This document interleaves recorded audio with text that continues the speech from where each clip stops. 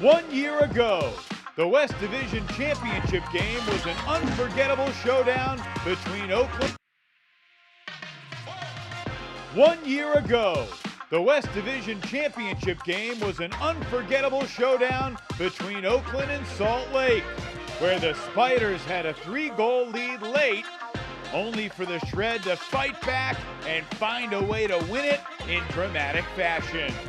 1 year later, Oakland certainly looks like the top team in the West, but Salt Lake remains determined to flip the script on the Spiders one more time.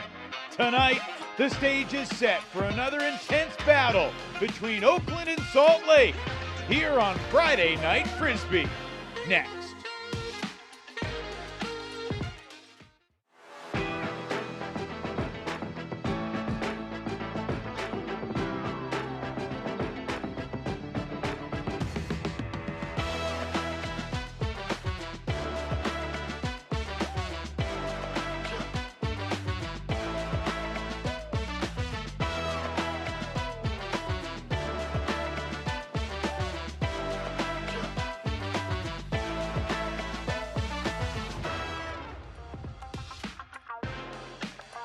Zions Bank Stadium has been the home of the Salt Lake Shred since the team's 2022 inception.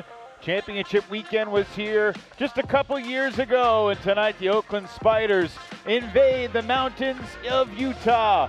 They're the best in the West. They're 9-1. They got elevation tonight in Utah. They go to elevation tomorrow at Colorado. And tonight they get the Salt Lake Shred, who are trying to get to the 500 mark for the season. Welcome to Free Friday Frisbee, one last time for the regular season with my partner Ian Toner. I'm Evan Lepler. And Ian, it hasn't been the season that Bryce Merrill hoped it would be, but in his words, they're one game away from the playoffs, in which it's one and done. It's a situation they've been in the past, and he has used this phrase before: we are here to do hard things. How hard is it going to be for the Shred tonight against the Spiders? This is a prove-it game for both squads. Oakland started this season on a very strong note, beating opponents like Salt Lake by 10 goals or more.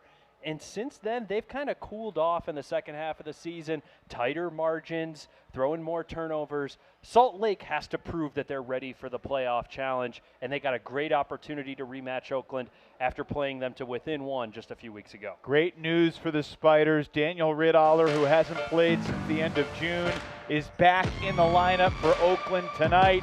He moved from D-line after the past 2 years to offense at the start of the season, and it's amazing how quickly he was dominant in that center handler role. Yeah, it's crazy. He's been an unbelievable facilitator for this group, and even though he's been the one facilitating, he still found himself finishing so many sequences.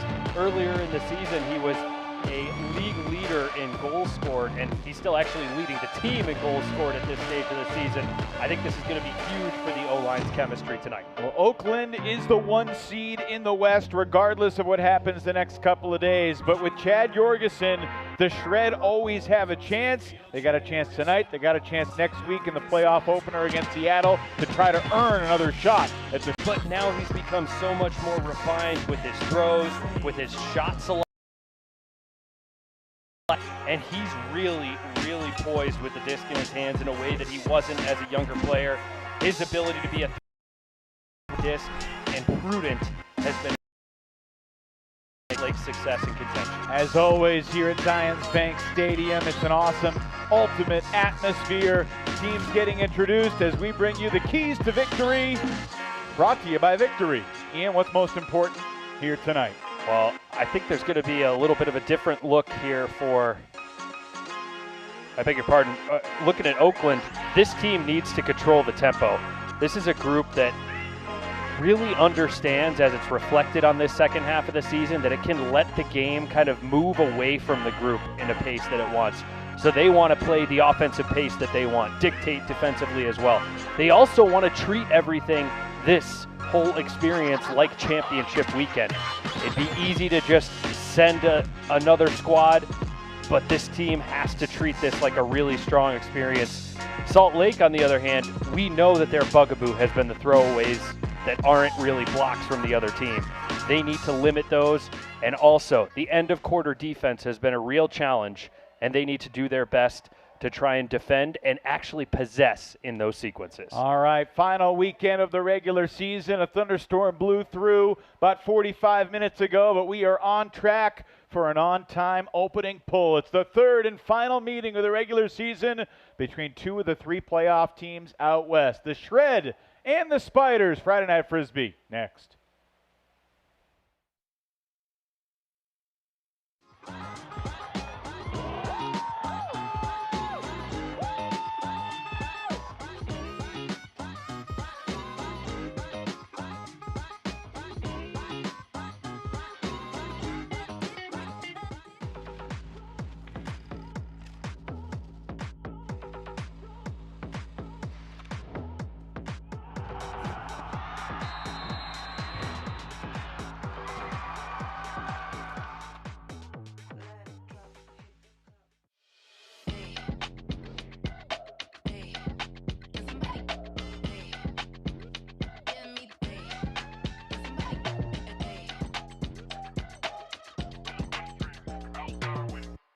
The Ultimate Frisbee Association is proud to partner with Victory. Elevate your game with Victory insoles and recovery footwear at VKTRY.com.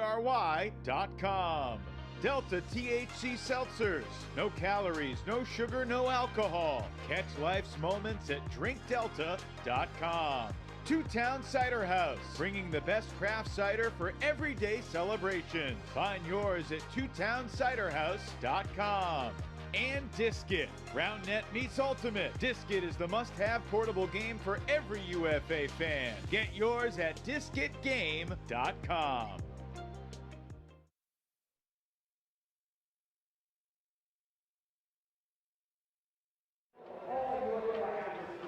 The Oakland Spiders are looking to get back to championship weekend for the first time since the franchise won it all as the San Jose Spiders 11 years ago. Oakland beat Seattle in their only regular season meeting, so even if they lose twice this weekend and Seattle beats Oregon, the Spiders are the #1 seed. But Seattle is hosting Salt Lake next Saturday night in the opening round playoff game out west. One more game to play here at Zions Bank Stadium in 2026.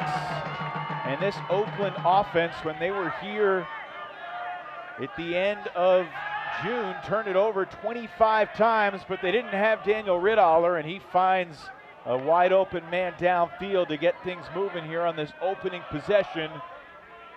Dexter Clyburn connects with Leo Gordon. And this Oakland O-line, with Walker Frankenberg as well, is just chock full of talent. The way they attack angles, the way they keep the disc moving. That disc, though, is blocked on the mark by Tony Mounga, who's shaken up in the aftermath. Tony comes up hobbling, but he gets the game's opening block less than 45 seconds in. Great adaptive experience there from Tony. He kind of gambled a little bit with a lunge as the thrower stepped out. You hope that he's going to be able to return because he is a key difference maker, and he's got to be haunting some of the Spiders' dreams when you think about the defensive performance he turned in last year's West Division Championship game. 3 blocks in the fourth quarter and the wild Shred comeback, but Salt Lake, this has been an issue lately. Break conversions, the turnover there out of the hands of Everett Saunders, and that has been an issue for him throughout the season too. One thing about this Oakland team, Ian, as it's a great bid by Boyd Flegel to lay out and maintain possession. Little scratchy start for the Spiders. Up the line, it's Boyd Flegel, and he's got Leo Gordon in the end zone. So Adkins, Boyd Flegel, and Gordon able to eventually punch it in. This Oakland team on the season, their O-line conversion rate is 4th in the league, but their hold rate is 2nd, only trailing New York. Yeah, this is a group that can kind of do anything against any opponent. They can chisel and slice and dice with handler movement, they could stretch the field once the disc gets up to Leo Gordon in the middle layer to someone taking off deep. And really difficult to disrupt this group and get it out of rhythm. And we take a look at this Salt Lake O-line, the pressure goes back to them now. Oscar Brown on this O-line for Salt Lake for the second straight game. No Jace Dunabile tonight, suspended for excessive physicality in the last Oakland game. Russ Noggle resets to Jacob Miller, the veteran. And here's Russ Noggle coming underneath.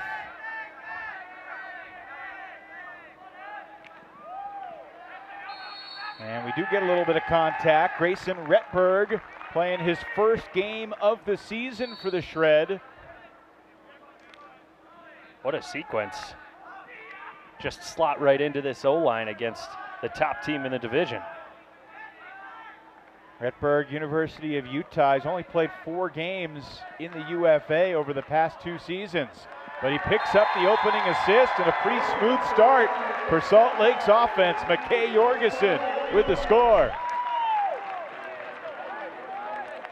I mean, how many times have we seen Jordan Kerr change the angle of attack just a little bit, keep the offense on the move, and an easy finish there into the hands of McKay Jorgensen.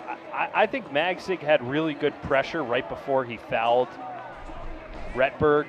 He had a good read on that cut. He kind of didn't fall for the jab and was just a step behind him. I wonder if he's keying in on that pattern, and later in the game perhaps he pulls the trigger on a bid there as he's chasing him underneath. The Salt Lake team has been the juggernaut in the West. In their first 4 seasons, they went 42-6 in the regular season. They never lost more than 2 games in a regular season, Ian. But they've lost the last 3 games they've played. It's an unprecedented losing streak in franchise history. But if you ask Bryce Merrill, he hadn't been overly concerned. He said, we knew early in the season with the way the schedule worked out, we were in good position to make the playoffs. So we've been fortunate. We've had time to tinker and try to raise our ceiling that we're going to need against this Oakland team in the playoffs. Ridaller in the deep space, hauls it in, chased by Gene LaRue. Leo Gordon with his second goal of the quarter to get things started for the Spiders. Yeah, and I think if you go back and you watch some of the tape, for instance, of the last Oakland matchup, I think you can spot sequences on film where, hey, maybe Bryce Merrill and his staff were putting out a specific personnel grouping or making a defensive set call just to gather data and see what particularly would force a particular response from Oakland. Maybe some of those calls wouldn't necessarily get made with a season or a game on the line. But I think, to your point, this coaching staff has done a great job trying to learn what it can while it's had the luxury of not being in must-win scenarios. Leo Gordon was a USA U20 World Junior Champion back in 2018. A couple of his teammates will be going for a World Junior Championship in Logroño, Spain, early tomorrow morning.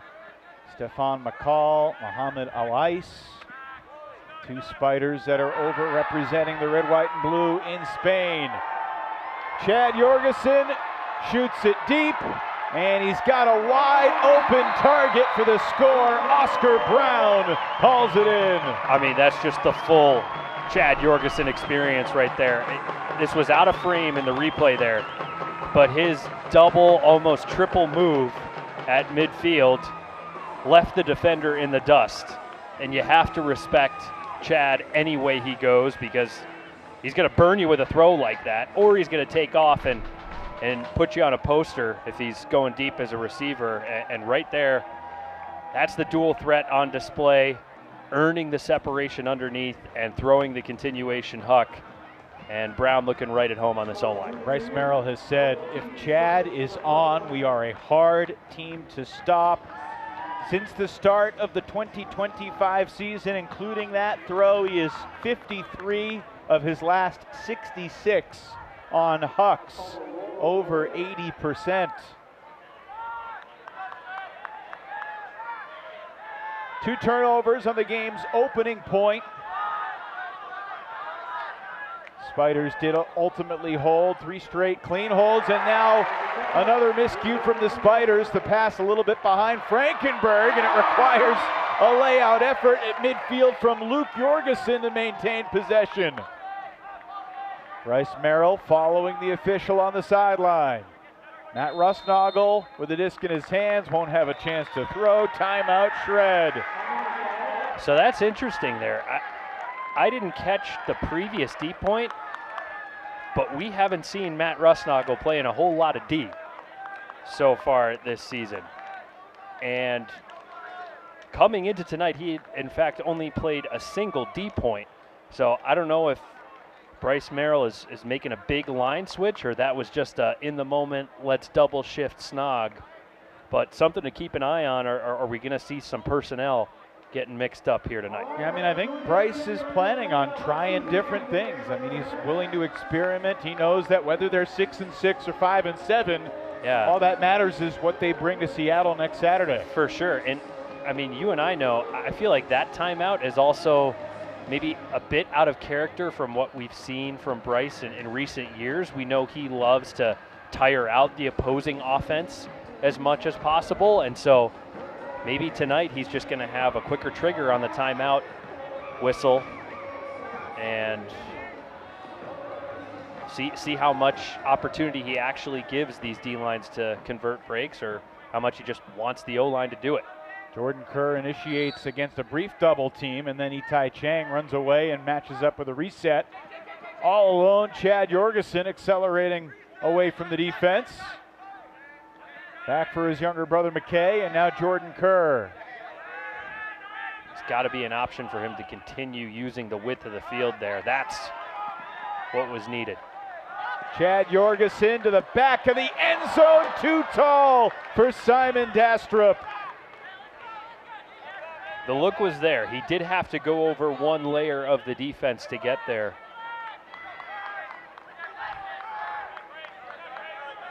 So it's Evan Magsig who's picked up the disc a lot of times for the Spiders through the years, working with Valley and Robin Vickers-Batzdorf.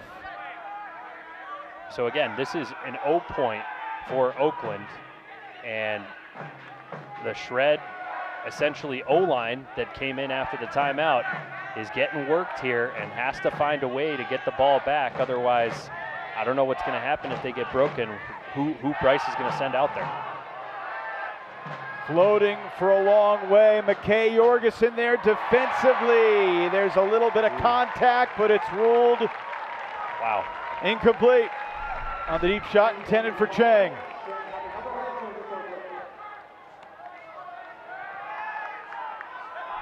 Live action, Salt Lake goes long. Chad Jorgensen by the sideline, inbounds.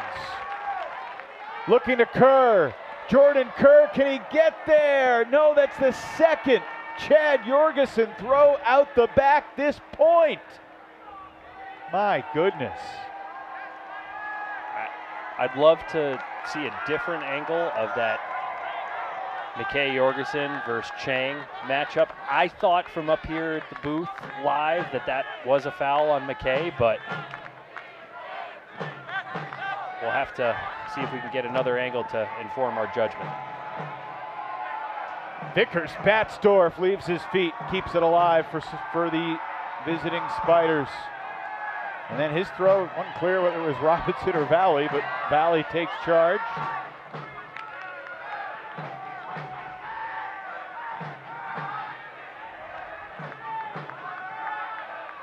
Valley, former Chicago Union, former Los Angeles Aviator. Working with Itai Chang. Long grinding point. This point began with 8:39 to go. There's been one timeout already. Liam Kreis, the Spiders coach, is not standing right alongside the shoulder of the referee on the Oakland sideline. He's very content, Ian, to let this D-line work it all the way. Dylan Burns to Itai Chang. It is an adventurous hold for the Spiders.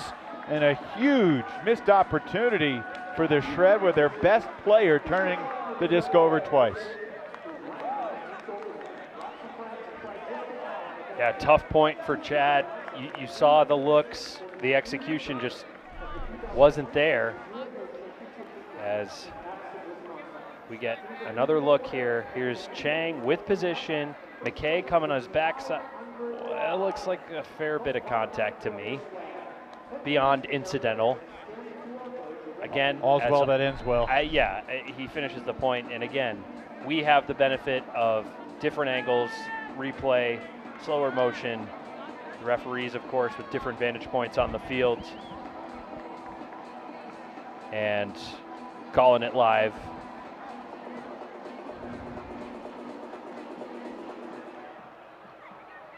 Dylan Villeneuve launches the pull, and at elevation, he maybe have a little bit more power than he expects as he throws it over the fence.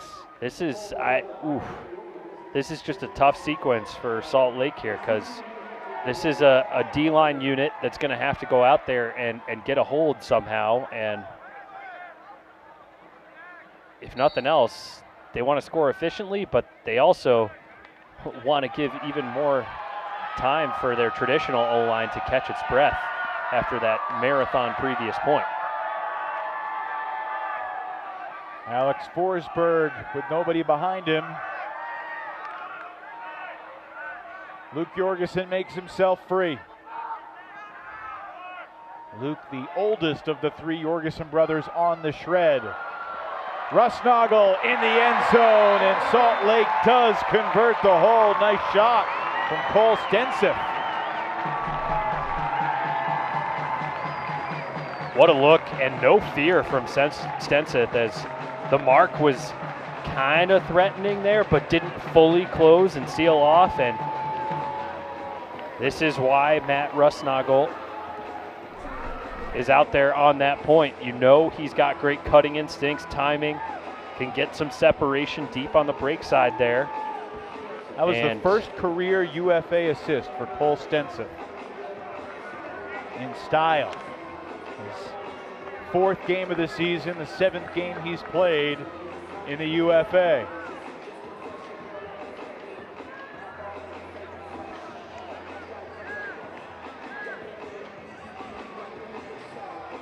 Everett Saunders launches a pull. 3-all, 8 minutes in.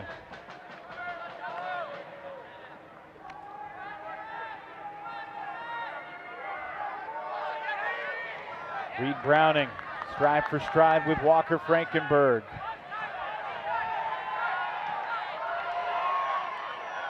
A lot of contact there, but the throw does get through, and now the deep shot floating for a while. Frankenberg chased by Dastrup, clipped a little bit from behind, and he spikes it. They're going to call interference as well, give Oakland an additional 10 yards on the pull. I mean, Walker's no stranger to putting up video game numbers against Oakland. I beg your pardon, against Salt Lake.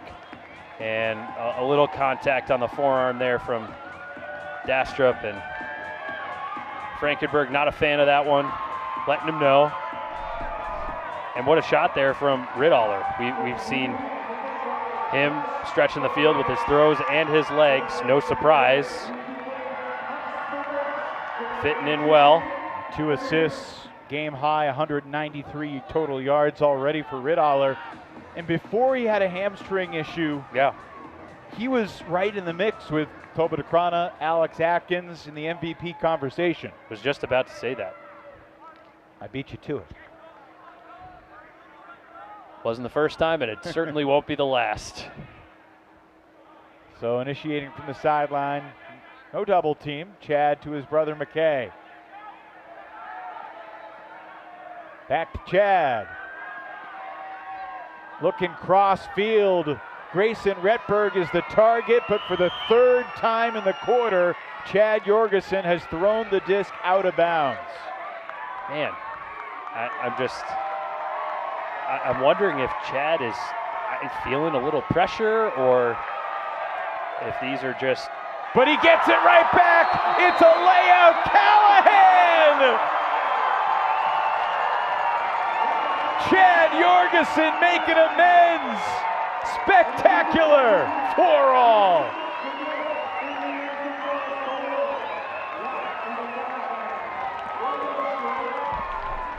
It's how to change the subject.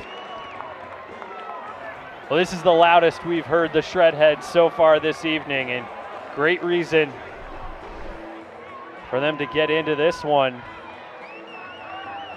Talk about making amends. That's how you do it. Like a couple weeks ago. I'd love to hear what that conversation was right there between Chad and Bryce. Sorry, Evan, we'll find out after the game. Now, I was saying a couple weeks ago, William Wettengel for Indy finished with 7 blocks, and several of them came after he turned the disc over.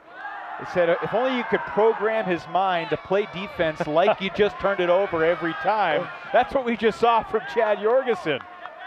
A different level of turbo. 3 turnovers. How about a layout, Callahan? Oh, man, Walker Frankenberg was wide open deep with no one around him. Raekwon Atkins, the ridiculously talented youngster.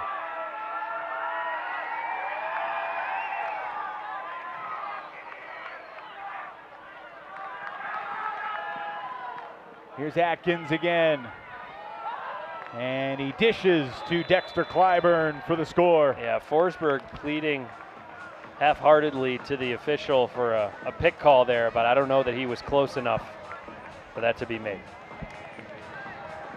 The rest of the weekend, plenty of action across the UFA. Interdivisional game between DC and Atlanta. The Breeze locked into the 3rd seed in the East. The Hustle officially eliminated from playoff contention after they won the South a year ago. See if they can close the season with a win on their home field against the Breeze. And then on Sunday, Madison and Minnesota. The Wind Chill will be the top seed in the Central playoffs. Madison, with a win tonight over Chicago, would clinch the 2 seed in the Central. They currently lead 17-10. Ian, the biggest game going on right now in the association, other than what we got here, is Austin at Houston. The Soul with wins over the Havoc tonight and tomorrow will be the 1 seed in the South. It's currently Austin 12, Houston 10, late in the first half.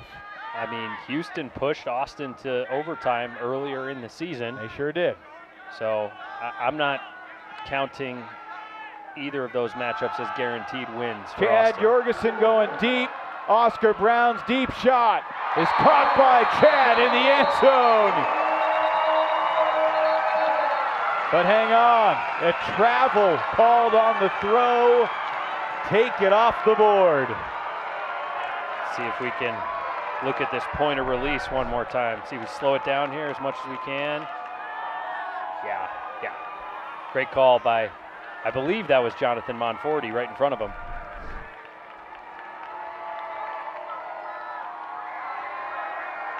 It's a little bit like calling offside to nullify a spectacular goal in the World Cup, but the rule is the rule. Definitely gained an advantage by dragging that toe. Here's Carson Armstrong, youngster in his first year with the Shred. Crossfield to Jacob Miller.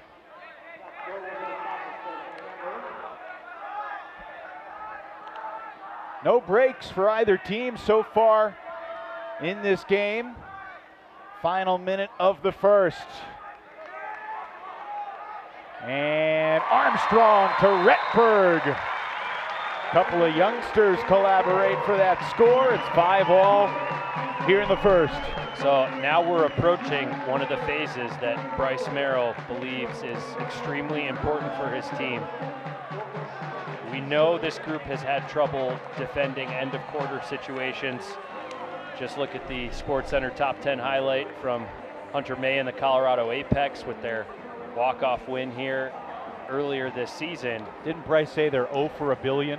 I believe that was his language, yes.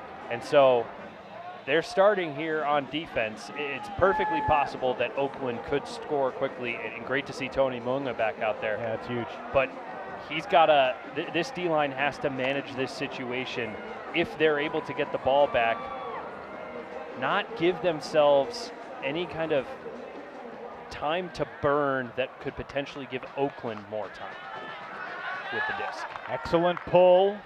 Riddaller from his back line gets to the Gordon, still in Callahan country. Monga chasing Clyburn.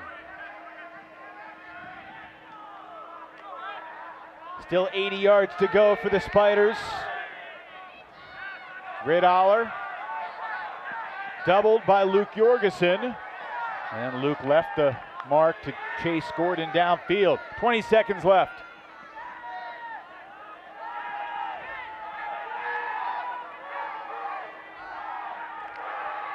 Boyd Flegel with the clock winding down.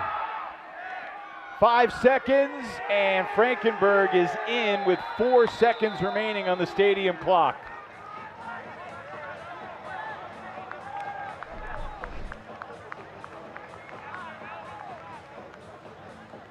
So great work by Oakland. Nothing there looked rushed, even when there are a couple instances that the Salt Lake defense was able to set some opportunistic double teams on the sideline and elsewhere, but they didn't panic.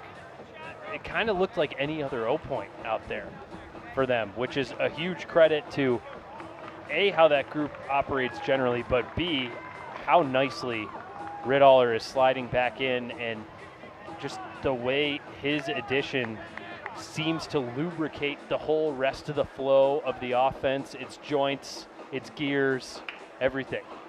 3 assists, 276 yards for Riddaller, who's 11 for 11. 4 seconds for the shred. McKay Jorgensen receives the pull to his brother Chad. Launches a backhand as far as he can. Going to be short of the end zone. Salt Lake needs a Clutton-esque deflection, and they're not going to get one. Dastrup gets the yards, but the Shred do not score.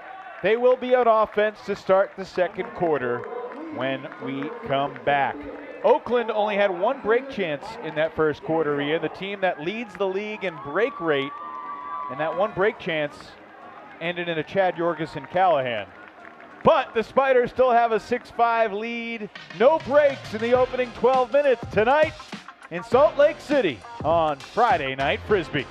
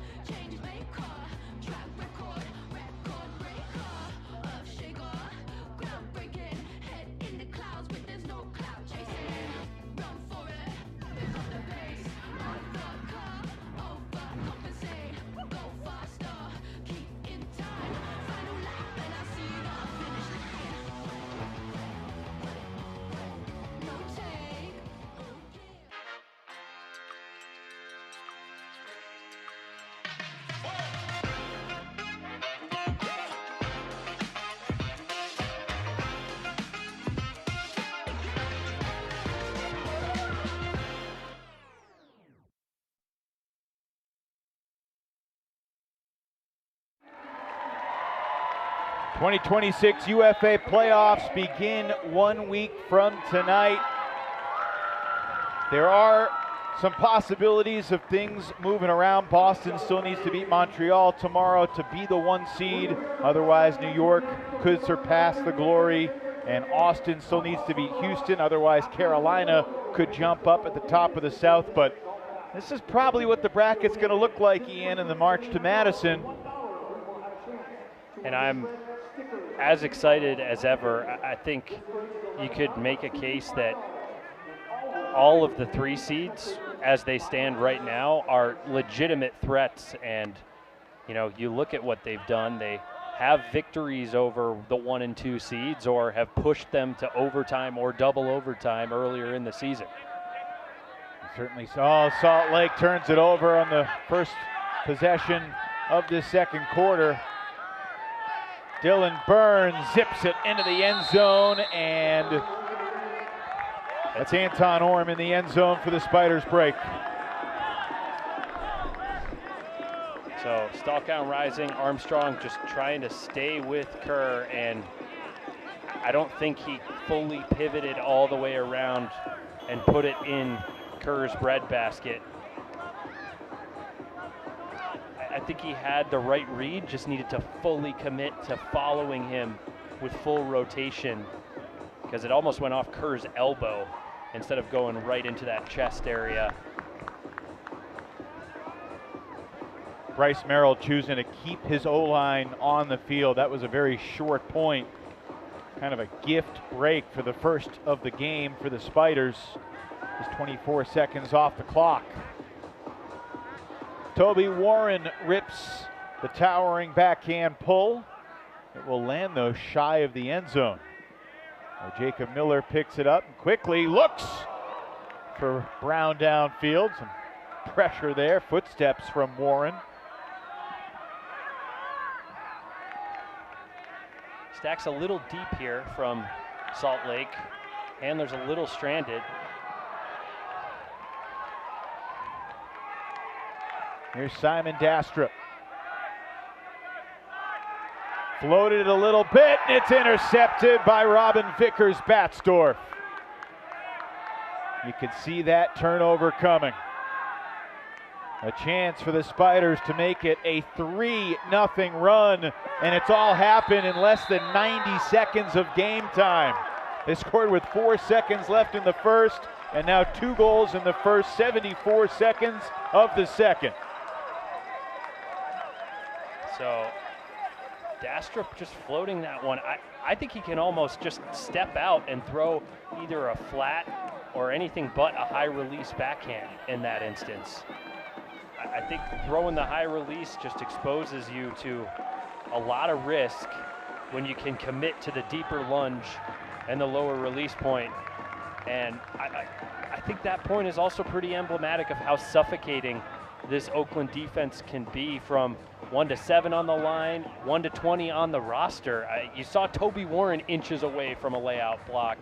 You saw Vickers-Batzdorf getting the block. Great to see him healthy after the hip difficulty earlier in the season. And you just have this army of talented defenders they could throw out there. Point punctuated by Tony Goss in the end zone. He's got good memories playing here at Zions Bank Stadium as a member of the Cascades. Remember, it was Tony's birthday when Seattle stunned Salt Lake in the West Final a couple of years ago.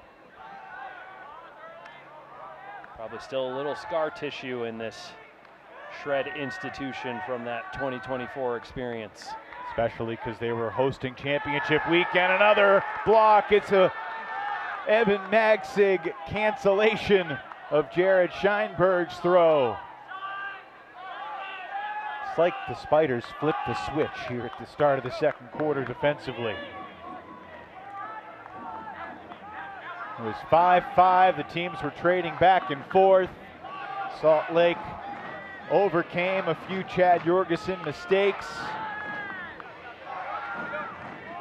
But this is more like it for the Spiders and the team that they've been all year long. It's going to be an offensive foul called against James Whelan, creating a little contact with Alex Forsberg.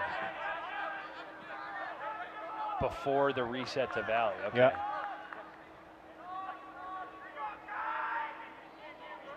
James Whelan's had a heck of a season. At least 1 block in 5 of the 7 games he's played. Had 4 blocks in his UFA debut.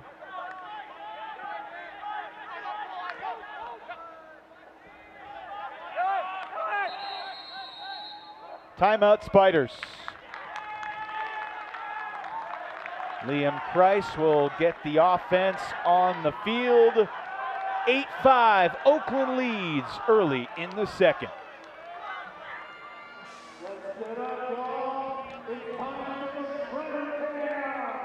What makes an East Division championship? You just got to be a resilient team and be able to like take a hit and just keep swinging. And there are no more perfect teams in the 2026 association. We try to go game by game, point by point. Tobin Akrana brings it in for the Boston score. All the teams that you play against in those championship games are really good teams. You can lose them, you can win them, and it's just about are you good at the right moment. Incredible!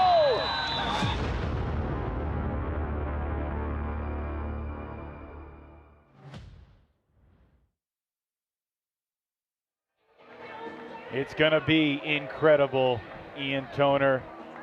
If we get Boston, New York for the East Final, Toba versus Don, one of them goes to championship weekend, the other goes home. They've had unbelievable seasons. Toba looking every bit the MVP in that victory against Minnesota last weekend. 9 assists for the Glory in their road win at the Wind Chill. Morgan Sommer back to Leo Gordon. Here's Raekwon Atkins. And that's just really pretty offense from the Spiders. Well, you could call it pretty. I think Salt Lake did a really nice job forcing that hammer to Sommer, and that's a real pressure point and an opportunity where the Shred could have gotten a block. But to your point, yes, as soon as they got through that difficult sequence, it was just throwing and going, moving and grooving in the red zone. This Oakland team 9-1, their only loss back on Friday night Frisbee in June against the Minnesota Wind Chill, who got the 1-goal win on the road. And Boston beats Minnesota by 1 on the road. There are a bunch of elite contenders, and I said this to you on the car on the way here tonight, Ian. This is an Oakland team that regardless of what the result is in this game, I'm looking to watch them and see how their level that my eyes are looking at compares to what we saw last week with Minnesota and Boston, teams that they very well could see in Madison next month. I'm with you, and it almost feels like that first quarter was kind of like a feeling out, getting our legs under us at elevation, and whistle stops Salt Lake Surge. It's a pick against the Shred, so they'll have to reset and rediscover their rhythm here. And the second quarter, and as you articulated, has been, I don't know if there was a switch flipped or something, but this second quarter performance has been much closer to the level of a championship weekend contender. Chad Jorgensen in the end zone. And the Shred get their first goal in the second.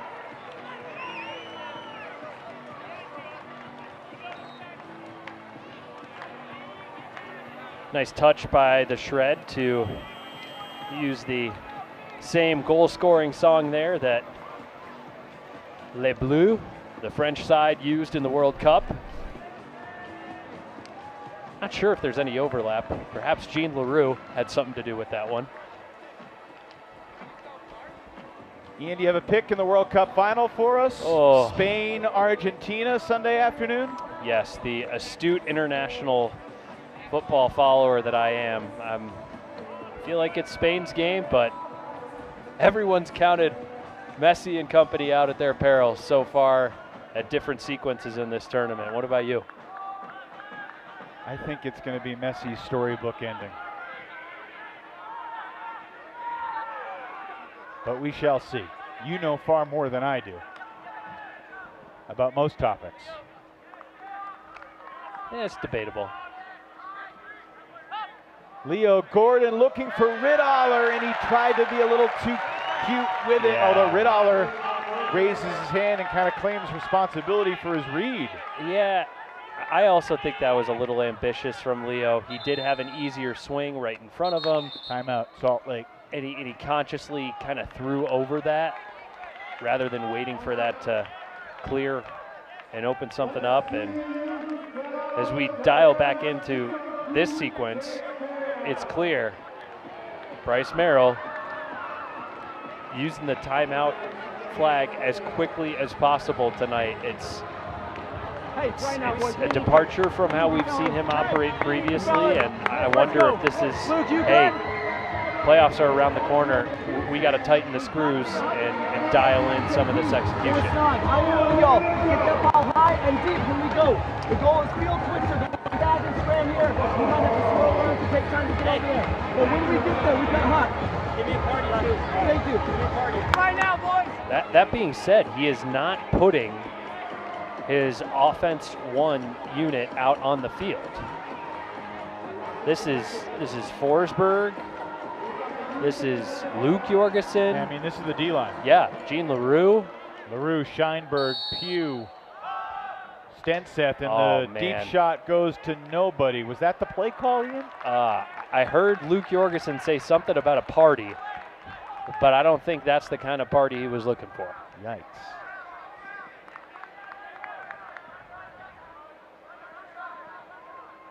I mean, my thought was Bryce is probably contemplating how many break chances are we going to get against the Spiders offense. Plus the stall count was rising in the situation, but yeah, to not complete a single pass out of the timeout is not what the Shred were looking for. Valley sending it up the line. Aaron Rosenthal makes the sliding snag for the score and has something to say about it. All in good spirit with Jaron Scheinberg. 10-6 Spiders. Well, there's a look at the overthrow, and clearly Luke not on the same page with whoever the intended receiver was. And how about the wheels here from Rosenthal and the discipline from the rest of the Spiders stack to not have anyone else crowding that deep space, keeping any help defenders out of harm's way. Nice throw by Valley. 100%. So Salt Lake's timeouts have not been productive so far tonight, Ian. Yeah, it's weird. I feel like those are completely defensible decisions. Oh, absolutely. To call the timeout there. Poor execution out of the timeout. Yeah, the execution is just completely off the mark.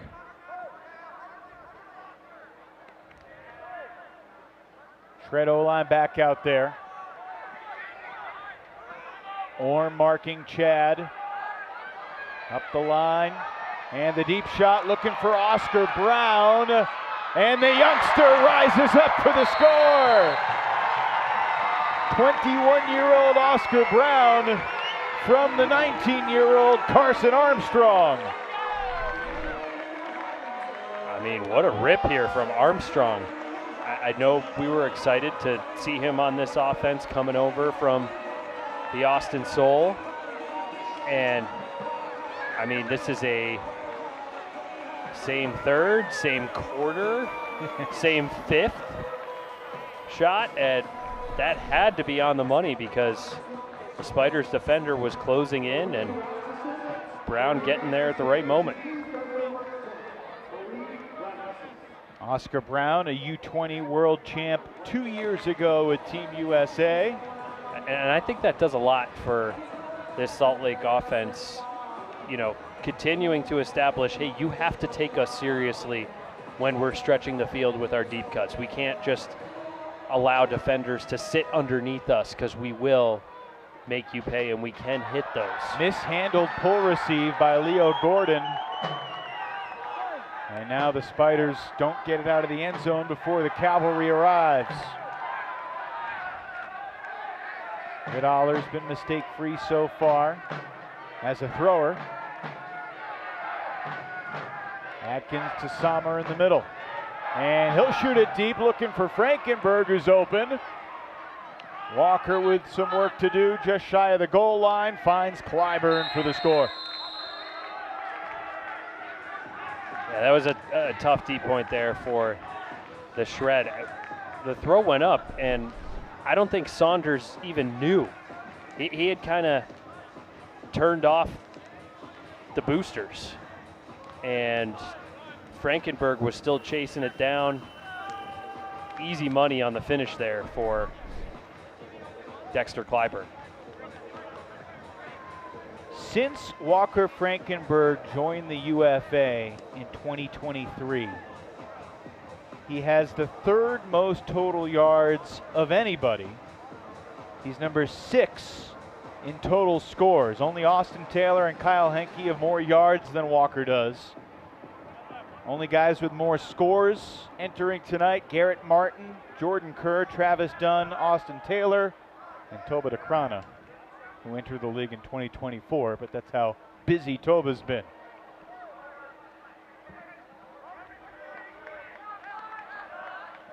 Sun beating down on the turf here at Zions Bank Stadium. About 10 minutes shy of 8 p.m. locally. Kind of crazy that we have clear enough skies considering the chaos that we had in what should have otherwise been the warm-up period. The teams warmed up in the field house indoors behind us. There was actually some conversation earlier today as the Travels called on the field. McKay backs up 10. There was some conversation that this game potentially could be moved inside if the lightning was too paramount and present. But so far so good. We are 4.5 minutes away from halftime, and Oakland is seemingly off to the races again. Crazy couple sequences there. Between 5:45, 6:15 local, we had a dust storm roll through, and then an actual thunderstorm. It was, and there was a little rainbow in the distance. I don't know if you saw. It was wild. Well, Salt Lake has been a different team here in the second quarter. Oakland seizing control. Dylan Burns hammer for Robinson. And one more to the end zone for Dylan Villeneuve. Hammers all day. That's the Spider way. 12-7 Oakland. Did you run that by them before this one? No. Okay. Just decreed it on the spot. Wow. Wonderful execution there between Burns, Robinson, and Villeneuve. And great to see Villeneuve finding his footing here. I know he was dealing with a lower body injury for a good chunk of the first part of the season. Made his debut against Colorado on that road trip a few weeks ago. And I mean, we know what this guy can do. We've seen him show out going back to his college days with Brownie in Motion, and champion in 2019. Leo Gordon, a champion with Brown a few years later. I mean, Leo's celebration after that foot block at Breese Stevens Field in the championship game, that's one of the more electrifying things that I've seen on the college field. I still have PTSD from the weather from that weekend. Yeah. You're talking about the weather here. Yeah. That was the wildest weather weekend for a tournament in my ultimate Frisbee lifetime. And yet, on schedule on Memorial Day Monday at Breese Stevens Field for Leo Gordon, Jock Nissen and company to beat many of these guys that were on Cal Poly slow in the final.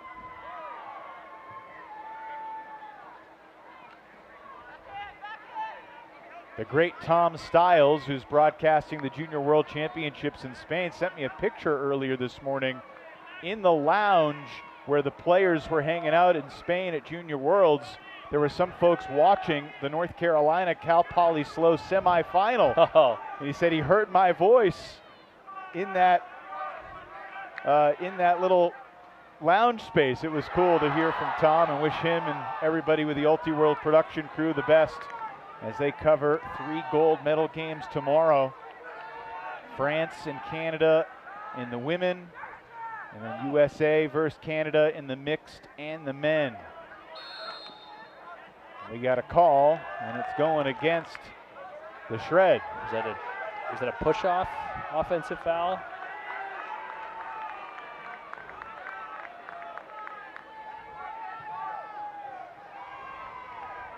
Is 12-7 with 2.5 minutes and change to go in this first half kind of what you were expecting tonight, Ian, or has this first half surprised you?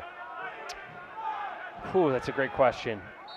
I thought Salt Lake would have learned from its previous matchups against Oakland and might have been a little more disciplined, and we would have been a little closer.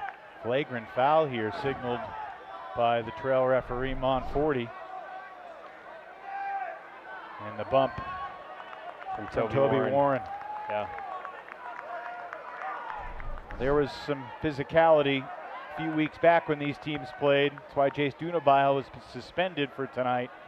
I think the officials coming in with a mindset of nipping any overly physical activity in the bud quickly. It's been a pretty clean game overall. I was going to say we haven't seen anything boiling over, anything near the level that we saw when these two teams matched up at the end of June. And just going back to that game at the end of June, Ian, it was 17-8. Yes. Oakland with like 4.5 minutes to go in the third. It was a rout and a half, and then the Shred outscored the Spiders 11-3 over the final 16 minutes.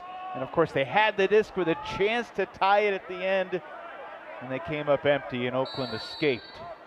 Spiders still undefeated against West Division opponents this season. Hopefully everybody pops up after that collision. They do. Chad Jorgensen in the end zone with a smile on his face. Back to a 4-goal game. Yeah, so Oakland has completed a couple firsts, beating Colorado and Salt Lake in Salt Lake. And we get one more look at that grab there from Chad Jorgensen, who's trying to atone for the early turnover challenges. It's crazy, you know. I think Bryce Merrill is very aware of how his team can just fluctuate quarter to quarter. They can go on an 11-2, 11-3 run, and they can also be a team that just kind of gets pummeled out of the gate and give up 4 in a row. And the challenge for him and any other coaching staff in the league is, how do we find that level of consistency and stem the tide of opposing pressure runs that Oakland manufactured at the beginning of this second quarter? Boyd Flegel unleashes a booming backhand for Walker Frankenberg. He beats Reed Browning. Simple stuff for the Spiders. Okay, so I understand we've been waxing poetic about how there's so many different ways this Spiders offense can beat you, how many different talented pieces it has, but that's just like one too many times I've seen Frankenberg with steps deep. It's one thing if he's going to win 50-50 after 50-50, but that's a handful of times now where he's just kind of been unchallenged deep huck reception, and I don't know if it's the defensive schematics, I don't know if it's the matchup not respecting enough, but that's just a little too easy for a guy like Walker. All season long, Oakland has done a good job picking its spots in the huck game. They lead the league in huck completion percentage, above 75%. They've completed 3 out of 4. Now, how often do they huck? Not frequently. They're 20th out of 22 teams in the number of hucks they complete per game, just under 6. So far tonight, they're 5 of 6. They know when to pull the trigger and get a lot of value out of it when they do. 90 seconds left in the half. If Salt Lake could get a score and a break, say cut it to 3, I think the attitude and energy heading into the locker room would be massively different. There's the first half. There's the easy half of that combination. Right. Oscar Brown in the end zone with $1:14 left. I mean, if nothing else here, you got to take away the deep ball to Frankenberg. you know, I'm trying to dial up the right defensive prescription. And it's so challenging because this Oakland offense can attack from so many ways. They do massive slashes from opposite sides of the field. You just can't afford to take a few steps off or take a quick read sequence off as a defender. You got to be ready to get your body in the way from almost anywhere on the field. Spiders have only turned it over one time here in the second quarter. That was Leo Gordon's red zone throwaway looking for Riddaler. Feels like it was a while ago. Gordon's got it again with under a minute left. It's a beautiful break to Sommer. And he will wind up and launch to another guy with steps. It's Raekwon Atkins, but it's floating, and the defenders cannot stop Raekwon. Atkins read it beautifully, and he shows the easy elevation. So Boyd Flegel made the deep cut earlier in the possession that pulled an extra Salt Lake defender out of position and left Sommer wide open. A, to get that underneath throw, catch the underneath pass, but then B, unleash that deep shot with essentially no mark. So I understand you got to respect the deep game and offer some help, but you also got to find a way to close and dial in on the mark a little more tightly. It's almost like it's just everyone on Oakland on offense is just kind of winning one-on-one matchups almost everywhere. Just the fourth game of the season for Raekwon Atkins, but he is a special young player. Interestingly enough, he hasn't played in a Spiders home game all season yet. All of his appearances have been on the road. The way it's worked out. So the out of bounds pull gives Salt Lake the disc in the middle. Was it out of bounds or was it offsides? That's where they rule it out of bounds, up near close to midfield. Salt Lake trails by 5.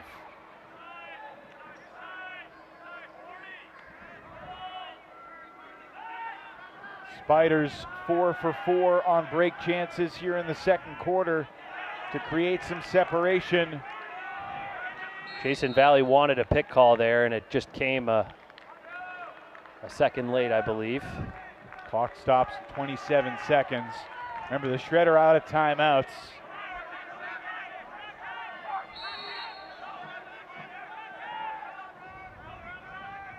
Dastrup over to Brown.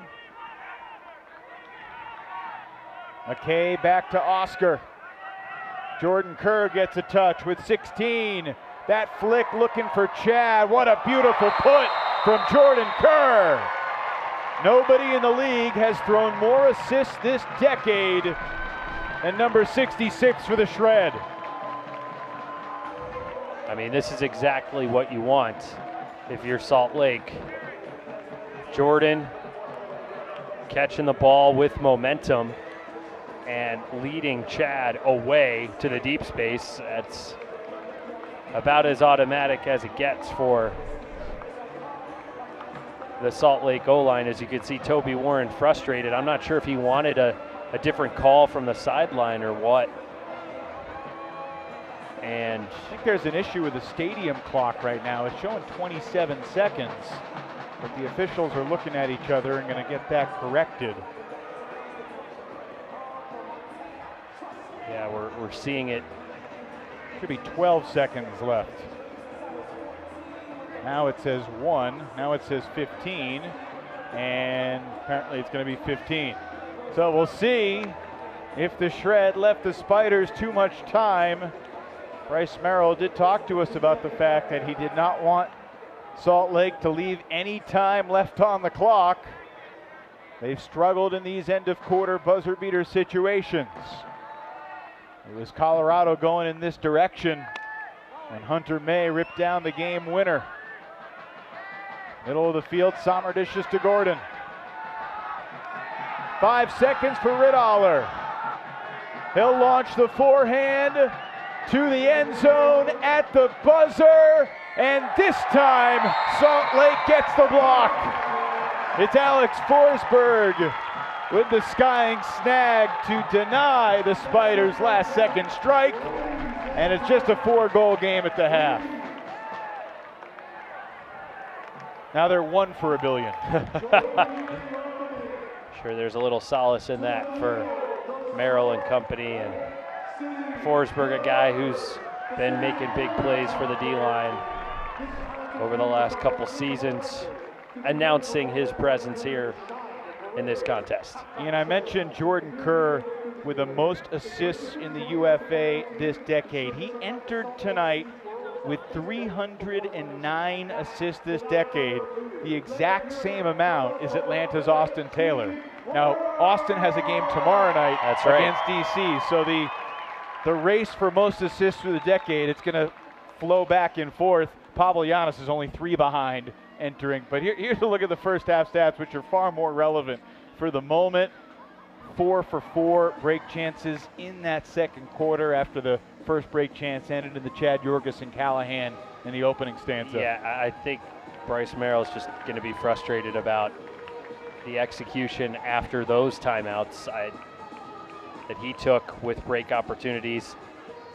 If those get converted, this could be a 12-12 game instead of 14-10. I mean, those are the margins here, and lots of room for Salt Lake to grow, but they are more than within striking distance. They're definitely there against Oakland. They just got to dial things up and find a way to apply more pressure against this Oakland offense that has just won seemingly every one-on-one matchup all over the field. Overall, pretty impressive half by the Spiders. They were not spectacular, but they were solid. They took what they were given. Yeah, a few hookups, but otherwise really nice to see Ridholler sliding back in well, and excited to see what this group can do in the second half. All right, halfway home tonight on Friday Night Frisbee. It's 14-10 Spiders leading the Shred.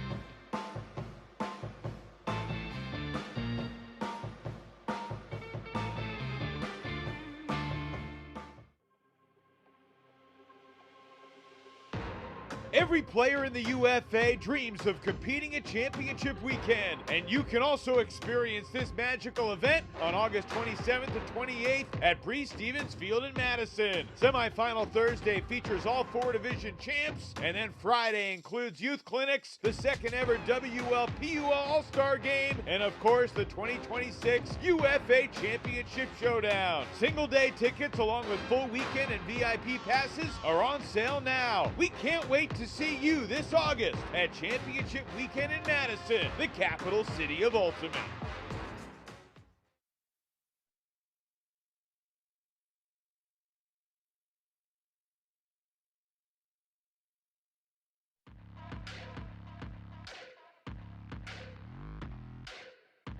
Trying to confuse New York.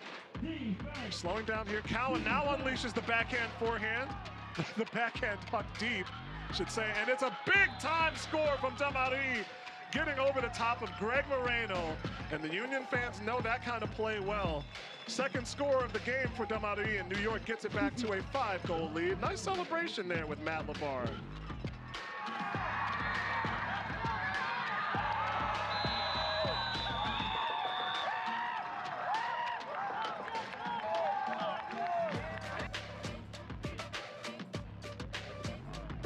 Hawkins with it, hammer, throw, Cam Brock making 1,000 career scores for the long-time AlleyCat. 1 1,000 scores. As this whole team goes to surround him, this is a huge moment for Cameron Brock. The UFA might never see another person get to 1,000, as he is the greatest of all time. Finding Benjamin Simmons. Simmons quickly up the field to Elston, and Elston goes around the corner to Panarella, who dives, and he picks it out of the air. Excellent catch by Charlie Panarella with the goggles on. He's going to peel some of those turf pellets out of his shirt, and he's got his third goal of the night. Charlie Panarella doing very well on defense. Everywhere. And the New York Empire knocking on the door of their 20th goal. They lead 9. There was a time, Ian, when Boston's offense really revolved around Sadok as DeCrona lays out to keep it alive and then launches another blade to the end zone for his 7th assist of the night. What a gutsy shot from Toba DeCrona, the reigning MVP. The Blades are in business here, but still gives them time to set up. Nice lead for Pavlianis there, and he's going to go deep right at the offing. He's got Wilson Matthews running, trying to find it. He's got a beat on it. Yeah. He kept it in bounds. He kept it in bounds. His left foot dragging right at the tail end. Wilson looking like, I was going to say Calvin Benjamin, going with the Carolina reference. We'll stick with that. And that's tomorrow, he said we would, and I would rest players. He said, but you can't guarantee the future. He doesn't have the crystal ball, so they're playing with everything tonight, and it shows. Carolina, much needed. A huge layout as Tobias Brooks brings one back. This one's making the plays of the week, folks. Toby Brooks, what a catch. This was so much more difficult even than it looked. He locates this disc so late in the throw. Gray. Polaz. Polaz has Jamison deep. He's going to look for him. Not quite sure if there's enough in it. Jamison! Are they going to rule it? Inside, just out. And now they'll be overruled again. Jamison with first touch and secures it and drags his foot. We've seen highlights from him all season, but that might just be the best one. Near the sideline, tough catch. Edmonds keeps possession alive again and looks up line. Ben Sadok is open, and Edmonds may have just sealed the deal for a road win here in the Minnesota hometown. What a score from Edmonds to Sadok. And look at that stab from Edmonds, who kind of reached out across his body and caught the underside of the disc. Dillard back to Hoffenkamp. What's Hoffenkamp going to see this time? He sees his man running deep, lost his defender the entire way. Laying out for that grab is Reed Duncan. Miraculous. Unbelievable. Almost unattainable. Reed Duncan. You are an alien. Point here for Philadelphia. Still can't get it past their brick. They finally do here, and Holmgren will take the shot. It floats for a long point. Help comes. Holy cow. Marcus Lee. I think he's feeling better. Arm feels good. As Burpee's going to Leitner. Typically it's the other way around, and Josh Leitner! Man, this crowd is electric right now. Holy cow. They've been waiting all night. Huge layup in. That was incredible grab. And on the other side, that D, I mean, to make up, I mean, that's 15 yards. How far did he come from? It seemed like out of nowhere, and the disc just hung a little bit like we saw happen a couple points before. Goodness gracious. Josh Leitner, rookie season. A rising junior at Georgia.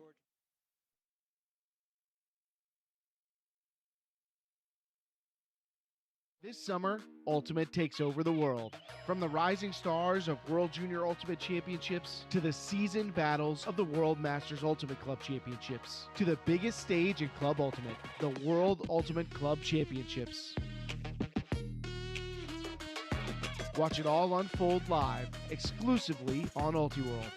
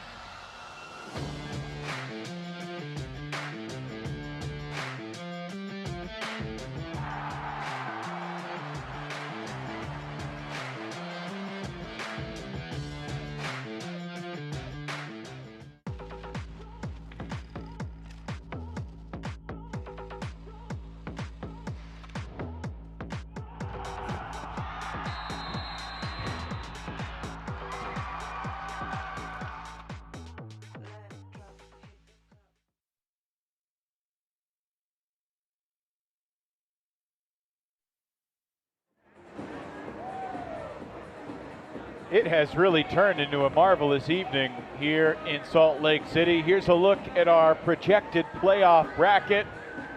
2026 postseason starts next Friday night. Let's talk about the East Division for a second, Ian. DC has already won at New York. They will play at New York, assuming Boston beats Montreal. New York has already won at Boston this year. Make some sense of the East for me.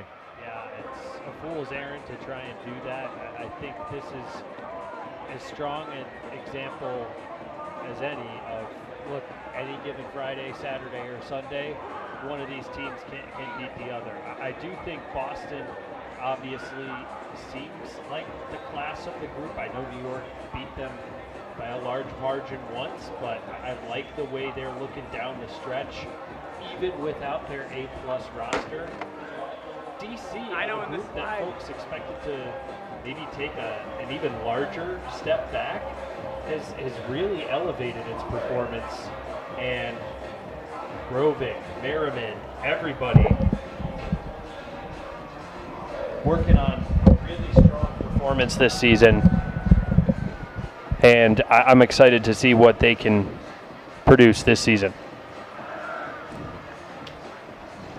The South Division, Carolina likely to be the 2 seed, but they just met the Austin Soul last weekend for the first time, and they prevailed by 1 on a fluky Soul mistake late.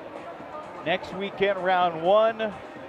2 weeks after that, the division championship weekend, which is always an unbelievable weekend every single year. It delivers. And then 3 weeks after that in Madison. Remember, it's Thursday night semifinals on Thursday, August 27th, with the championship game August 28th. Friday night Frisbee.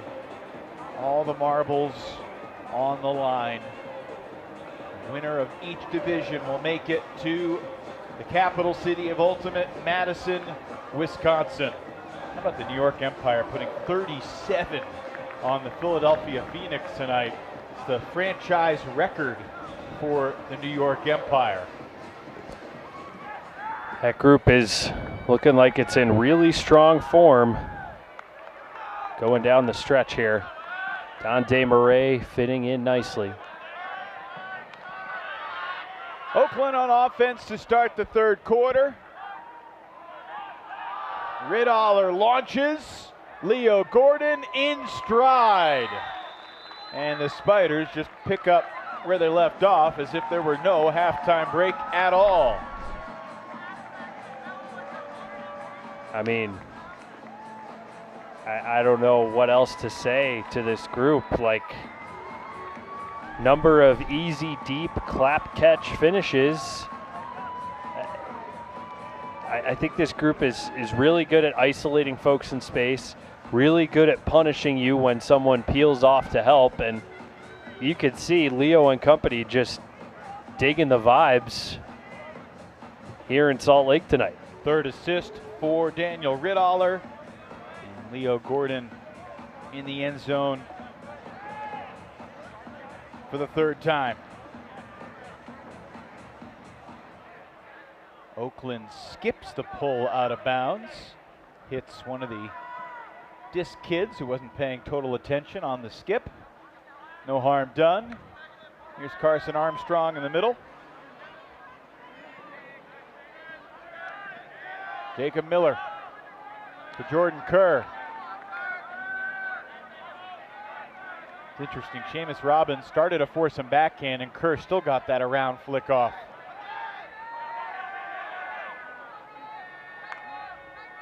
Now Kerr goes with a backhand and it's Retberg bid into the two number 99s battling with each other. Dylan Burns for the Spiders and Grayson Retberg for the Shred. That's a foul.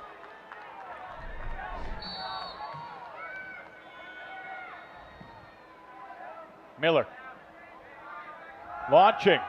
2 targets there, 3 defenders coming, and it's Jason Valley that rises up to smack it out the back. Nice work by J-Val, and a small window. That's going to work if the throw is on a tighter rope and doesn't really hang with enough time for the defenders to make up ground. But that kind of loft on it, just too much time for Valley and company to get there and make a play. Spiders 4 of 5 on their break chances in the first half, going 4 for 4 in the second quarter.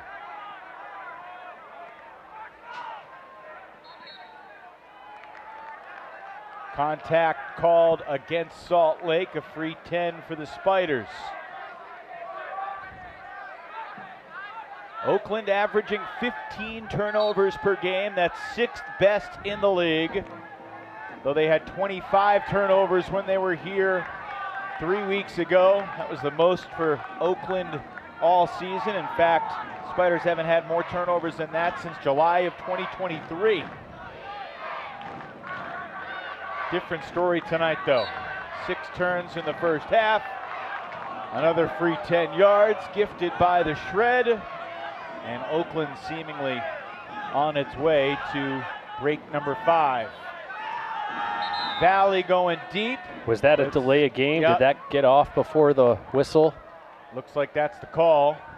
So it's coming back, and the 10 yards that he just walked off, he will now retreat.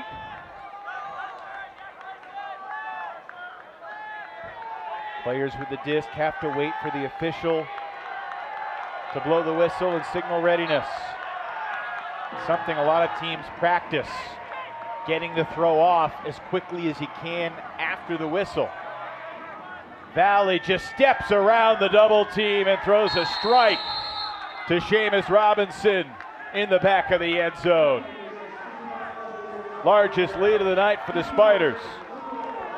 I mean, the opportunity was there for Salt Lake coming out of this half. Just get a hold, get your defense back out there and start trying to find ways to apply pressure, but instead it's a quick, deep, uncontested clap catch goal for the Spiders offense, and then the Shred get broken, and this is just not the formula if we're looking for Salt Lake to architect a comeback and show that they can hang after turning the page to a new quarter.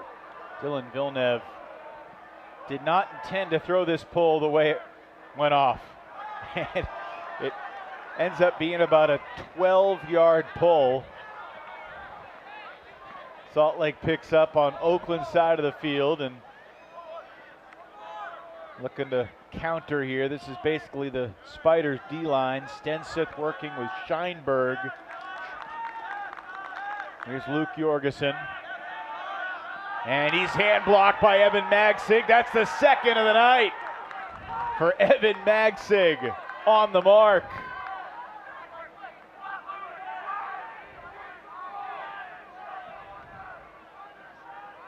What a solid player. I mean, I'll wax poetic after this sequence comes to a close.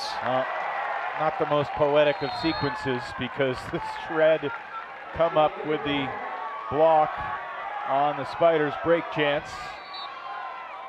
Snaps a string of 5 consecutive break chances converted by the Spiders without a turn. So here's Luke Jorgensen again. Gets it around Magsig's outstretched arm this time. Gene LaRue sees Rusnagel and finds him in the end zone. The dart from Eugene LaRue to bring the Shred back within 5. So, what a mark there by Magsig. He doesn't just lunge, he moves his feet to get out there and challenge the release angle. And then Gene LaRue, I mean, these are the dicey throws that he's pulled the trigger on his entire career. That release probably elevated the heart rates of Bryce Merrill and the rest of the Shred coaching staff, but that one happened to work out. A really aggressive break of the mark there. And there was really no margin for error. You could see it there in Rusnagel's eyes. There was nothing more for him to run onto. If that wasn't on the money, that was going to be incomplete. But just to go back to what we were talking about in the middle of that point, you and I have talked about it a tad tonight and more at length on other broadcasts, but can't say enough about what Evan Magsig's shift to the D-line has meant to this Spiders group. So long he was kind of a staple of the offense, relied on to stretch the field and do so much heavy lifting. Spiders turn it over. Dastrup out there on a D point after the Shred D-line played the last O point following the last break. And Bryce Merrill takes a timeout. We'll see who's coming back on the field after the timeout. But you're right, Ian. I mean, and here's the most interesting thing. It was not Liam Kreis's idea. Yeah. It was not Daniel Ridoller's idea. The guy he swapped with. It was Evan Magsig's idea to move Ridoller to O and for Magsig to move over to D. And it's incredible how well it has worked for both units. It's just been a boon for both sides of the ball, and I think it's a big reason why Oakland is being viewed as a legit contender. I want to see them clean things up here, but certainly the best in the West. No question about that. I think Evan thought that having Daniels' defensive intensity after return for the O-line would be huge. Yeah. And certainly his playmaking skills as a quarterback, as a guy that can go every other, that can launch hucks to any corner of the field. As a break maker for the D-line, it's worked out great. Right now it's a break chance for the Shred. It's their 5th break chance of the night. They have not converted any of the first 4. Got to get the ball off the line here. High pressure spot, still in danger. Remember in the first half, Bryce Merrill called a couple timeouts and Salt Lake could not convert after either one. Rusnagel may have wanted an advantage there because Armstrong was open, but the whistle had already blown. So into the red zone goes Salt Lake. Rusnagel swings it. McKay to Kerr. Chad Jorgensen in the end zone has the first break of the night for Salt Lake.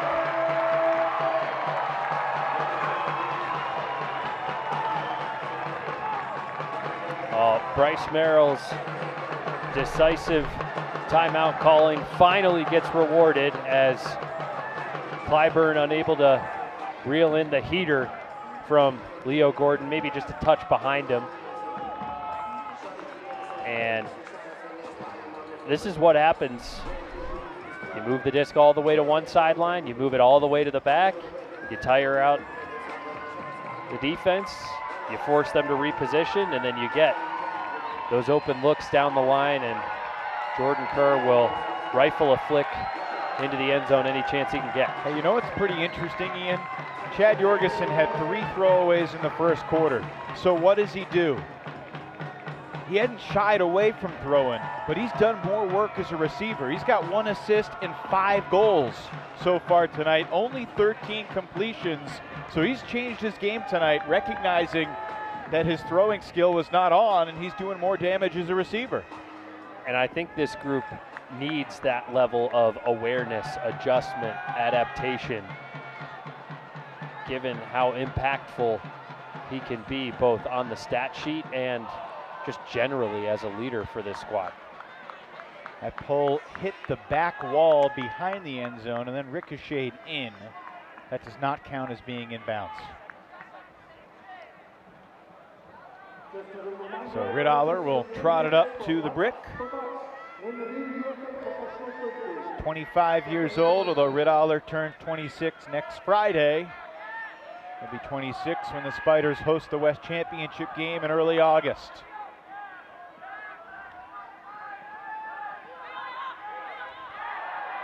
Frankenberg tumbled in the reset space, but he pops right back up.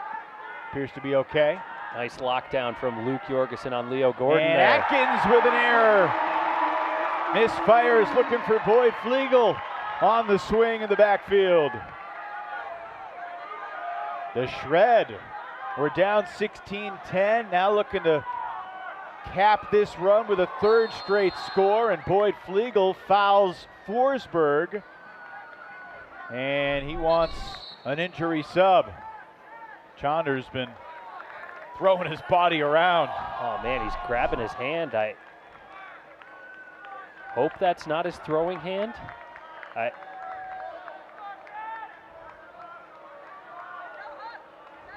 We shall see. So Jason Valley comes in for the Spiders. Chad Jorgensen enters for the Shred. Chad Jorgensen is the back of the stack, deep downfield, marked by Dexter Clyburn. Forsberg will continue forward. I think they called this a 20-yard foul. Yeah, I support that. On Boyd Flegel. So Forsberg at midfield. 4:45 to play in the 3rd. At this time 3 weeks ago, the Shred were down by 9, Ian, and they lost by 1. Right now they're down by 4. They got a chance to cut it to 3. And is that the timeout whistle? No. It's a call against the Spiders, so more free yards for Salt Lake's break try. Luke Jorgensen, a guy that Bryce Merrill trusts with the disc, and you can see why.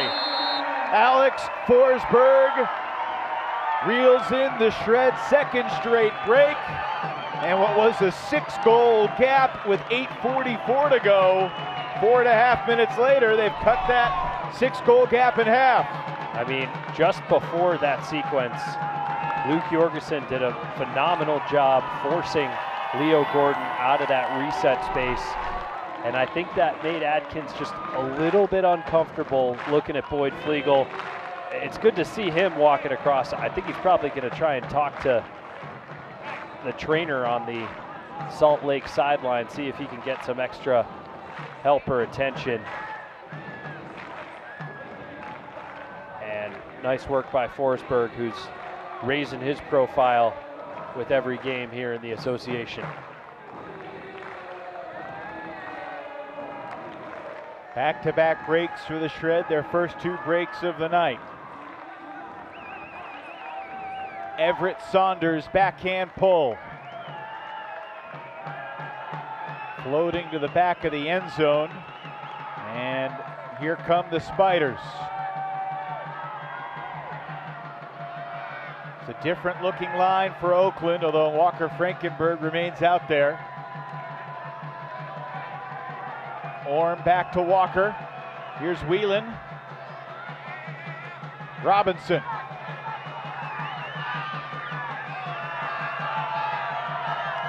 Salt Lake ratcheting up the defensive intensity late in this 3rd quarter. And Oakland turns it again. offhand from Vickers-Batsdorf, definitely viable and in flow, but not necessarily perfectly dialed or in rhythm in that moment. This is like deja vu, except this is what happened in the fourth quarter 3 weeks ago here at Zions Bank Stadium.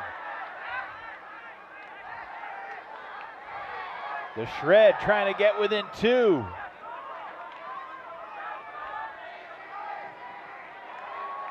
Saunders over to Browning. Unmarked for the moment. McKay to Saunders to Rustnagel. Got to get it back off the line. Continue on that line. Saunders. Ambitious shot. It works to Mounga. 2-goal game.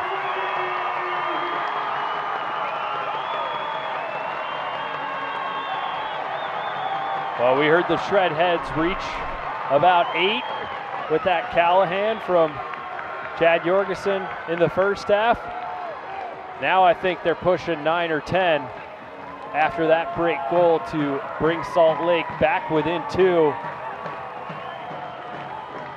I mean, this is what Tony Mounga and company do. Count them out at your peril. I didn't see this coming after they concede the 2-0 run at the start of the third quarter, but clearly this Shred sideline believed. Yeah, it was 14-10 at half. Spiders scored the first 2 goals in the third, led 16-10, and now 4 straight for Salt Lake. Oakland's O-line back on the field. Boyd Flegel is out there. Valley, Atkins, Summer, Gordon, Ridaller, and Clyburn.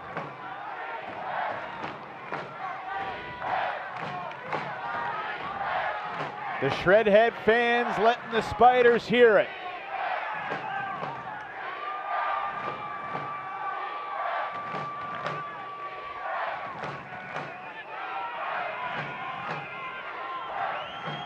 Sommer to Ridaller.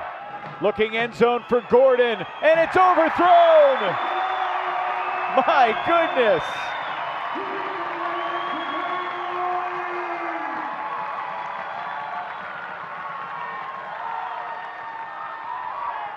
Here comes Forsberg.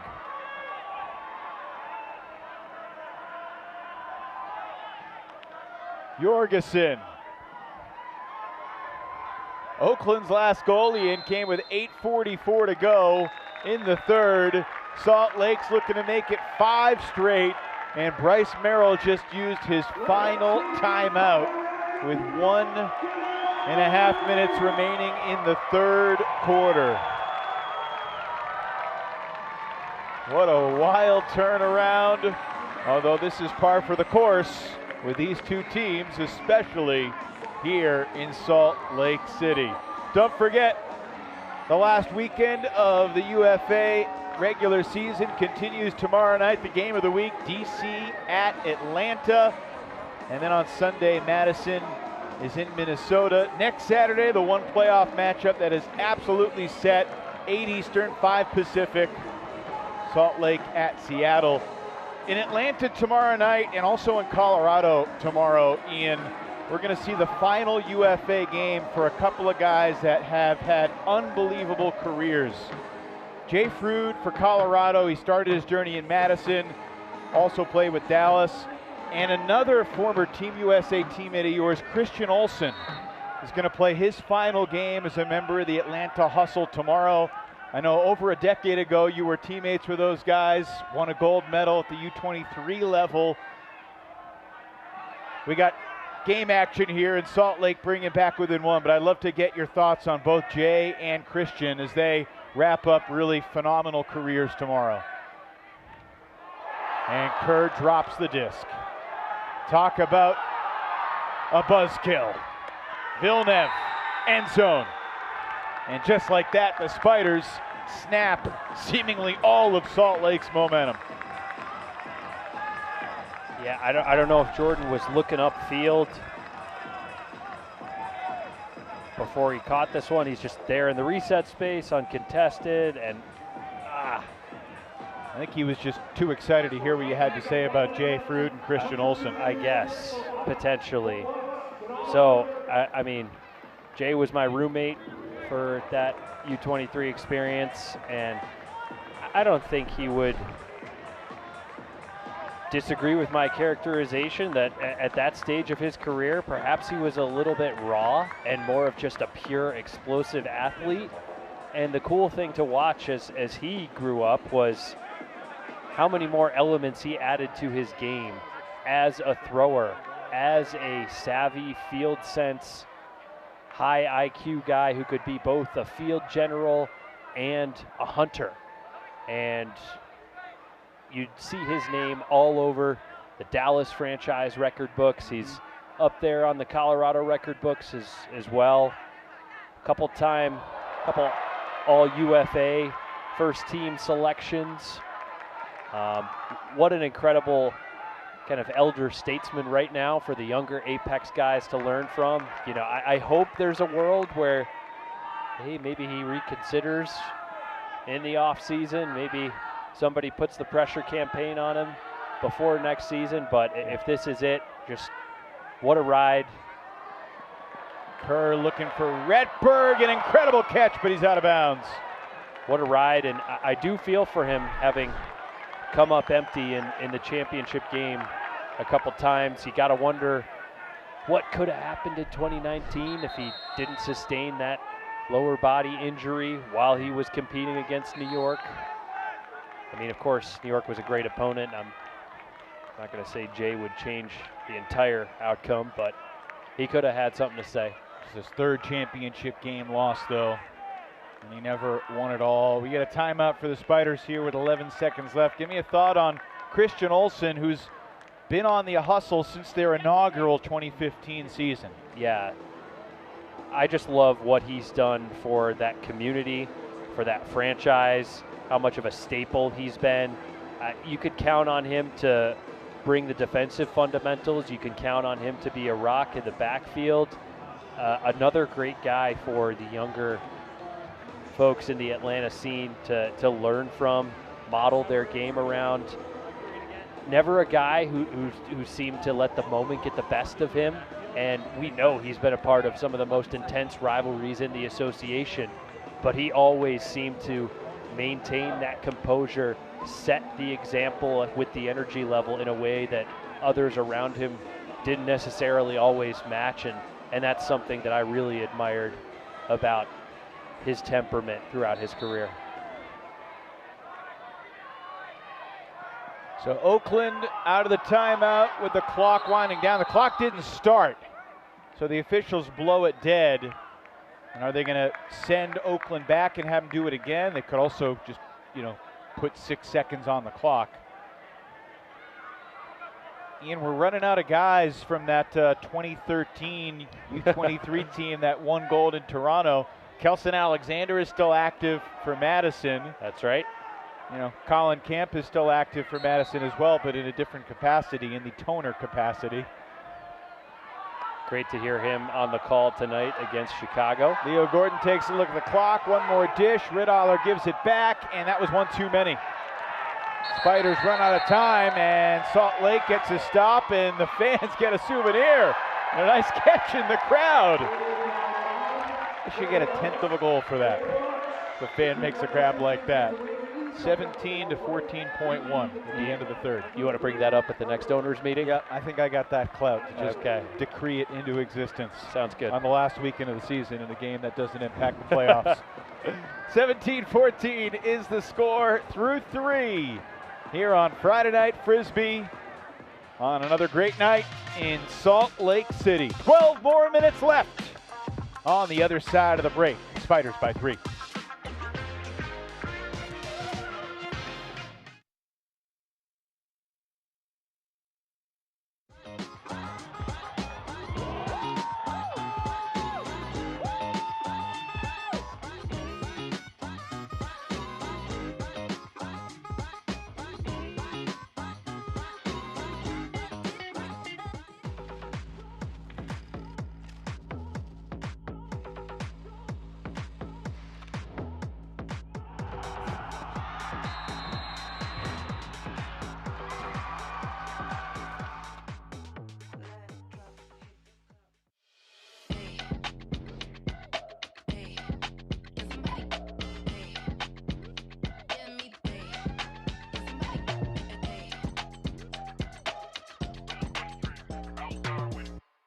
The Ultimate Frisbee Association is proud to partner with Victory. Elevate your game with Victory insoles and recovery footwear at VKTRY.com.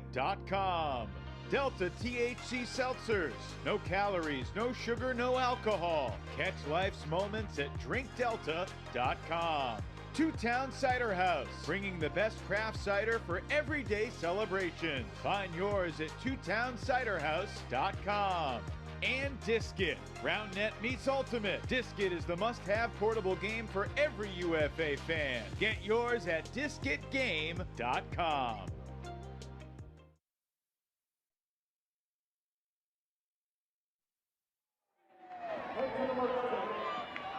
Well, Salt Lake trailed by as many as 6, and they're only down 3 on offense to start the 4th. If not for a key Jordan Kerr drop, it could be even closer. Oakland Spiders will host the West Final 3 weeks from now on the East Bay. 4th quarter underway. Ian, has what you've seen from Oakland tonight made you think that they can beat teams like Boston and Minnesota and New York and Carolina and Austin if they see them at championship weekend? I think for stretches, yes, but I haven't seen a complete, comprehensive performance, and that's what it's going to take against a Boston. Well, it's back to a 2-goal game. The 6th score of the night, or I should say the 6th goal of the night. 7 scores if you also count the early assist for Chad Jorgensen.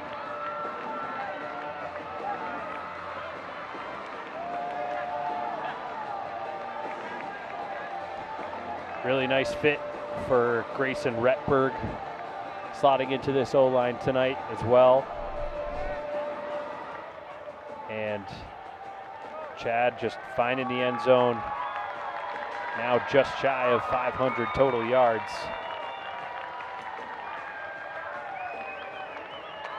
We shall see who leads the league in total yards at the end of the weekend. Alex Atkins had, I believe, a 33-yard lead on Toba DeCrona coming into tonight.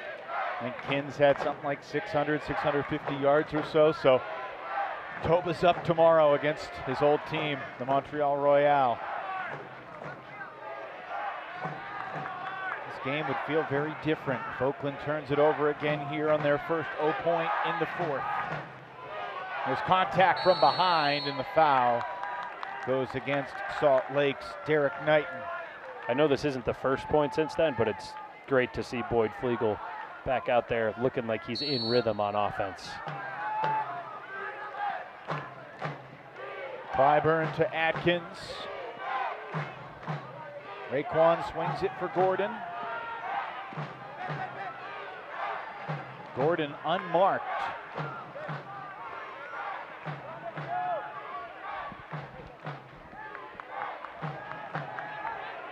Atkins over to Boyd Flegel.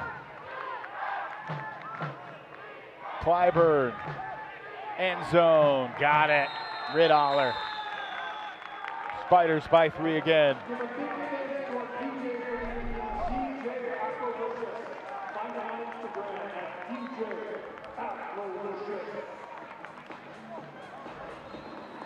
I mean,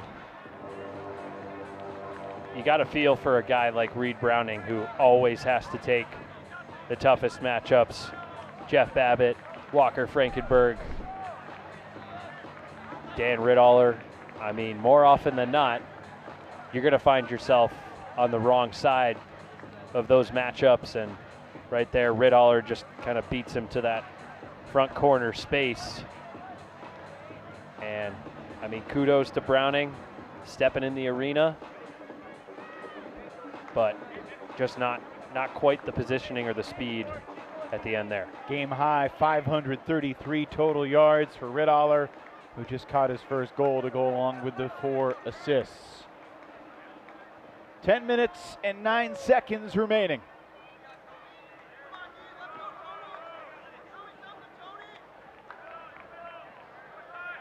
Miller unmarked.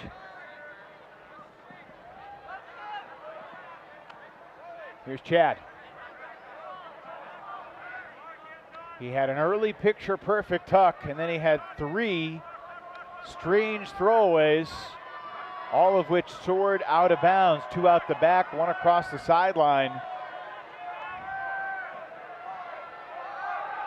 Jordan Kerr's hammer hits Chad Jorgensen in stride. 7th goal of the night for Chad. I mean, you love to see Jordan continuing to rip, getting back in the saddle, so to speak, after the drop in the last quarter. And this is what this group can look like in flow against one of the better defenses in the league. And Chad's like, come on, guys. We can do this. We've done this a zillion times before. He is just a hair under 500 yards, no more. Now easily over 500.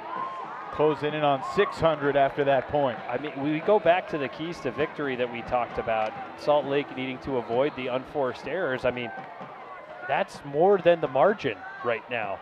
When you think about the break opportunities that were throwaways and not blocks. When you think about the breaks that were drops. The opportunity is there. There's another Oakland mistake.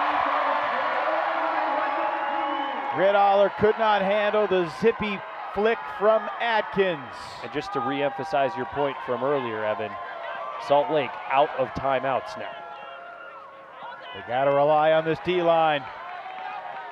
Kimball Pugh on the sideline. Squeezes it through. There's contact against Oakland. Walker Frankenberg was thinking this has to be out of bounds or incomplete. They do call the foul. There certainly looked like a bump. I saw some contact, but I also thought Walker might have gotten his fingertips on the plastic first. Again, we got the benefit of that other replay angle. And we still don't know. That's not going to work. How about that interception by Raekwon Atkins? As if he were the receiver. Clyburn launches. Leo Gordon turns on the Jets. Now he's all alone, just shy of the goal line.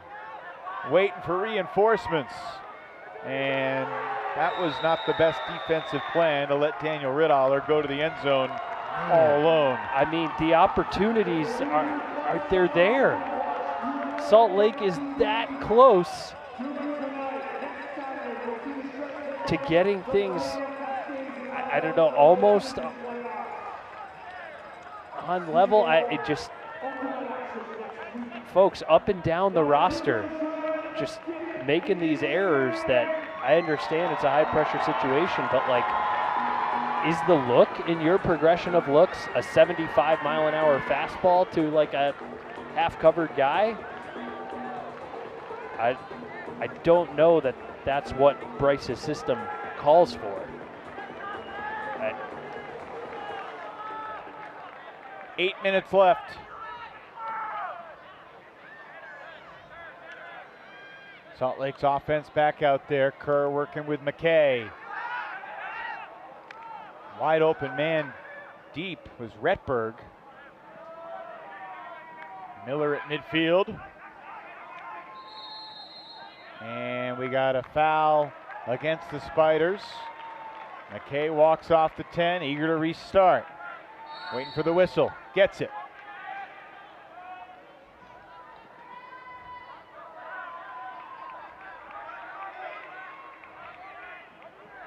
Salt Lake has had such an up and down season. They need a win tonight to finish 6-6. It's a pick against the Shred Cutters downfield, so forced to move back 10 yards, and McKay didn't move back far enough. Got a beautiful sky right now here in Utah. Always picturesque at Zions Bank Stadium. Retberg with a remarkable rip down grab. Now this kid has shown something tonight. His first game of the season. Where's he been all year? Grayson Redberg has the shred back within 2. I mean, certainly looks like he fits and belongs in this offense. And we saw him find the end zone a few times in the previous season. As we get another look at that authoritative grab, and we'll see him finish things off here. Wide open from Jacob Miller. Just like, I wish we had our buddy, I wish we could phone a friend and bring our buddy Brian Jones into the conversation, because from a coaching perspective, when you're having these weird throwaways and drops and throws to no one up and down the roster, like, I don't know what the answer is. Sometimes you can only play the guys that you have. Yeah. In fact, that's not just sometimes, that's all the time. And look, some of Oakland's giveaways have come from some of their best players, like Riddaller and Gordon. Here's Clyburn, midway through this fourth quarter. Oakland has had at least a 2-goal lead since they first scored 24 seconds into the start of the second quarter. Salt Lake's had a chance to bring it within 1. They're not going to get a chance on this point, though. Gordon in the end zone. Lets the crowd know he loves them. 20-17. Spiders by 3 again. Really nice work by the Spiders offense, just continuing to keep that disc close to the high side, not letting anyone else dial in. And you can see he's giving love to the fans, and there's some youngsters, I love it, with the thumbs down. Leo, always a smiley character with the cameras around. Originally from Berkeley.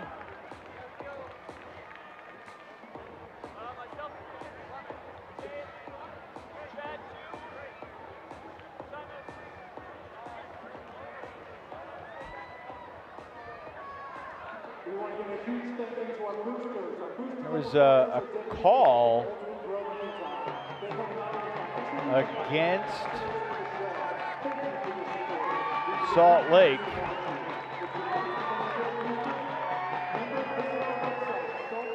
And Oakland's going to pull from midfield. Salt Lake forced to go all the way back to the back line.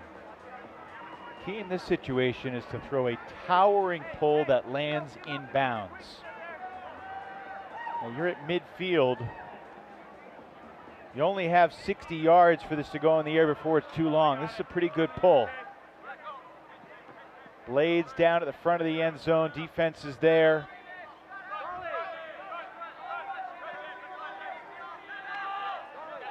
Oakland just wants to try to prevent Salt Lake from scoring quickly. And you see that with some of the way they're sagging off the throwers, trying to clog up the cutting lanes downfield.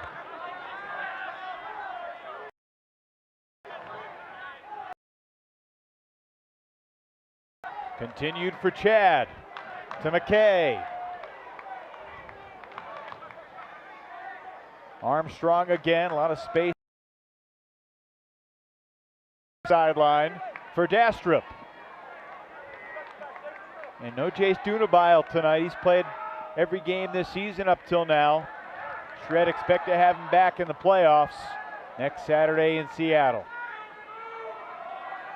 But even without him, they're within 2 against the first place Spiders with 4:40 to go. Jordan Kerr scores one more for Salt Lake.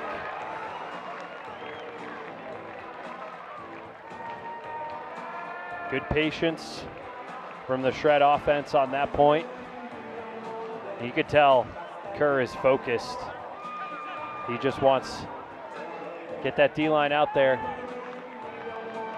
And we're reaching the stage where Bryce has got to think about, hey, do I start double shifting Chad or others?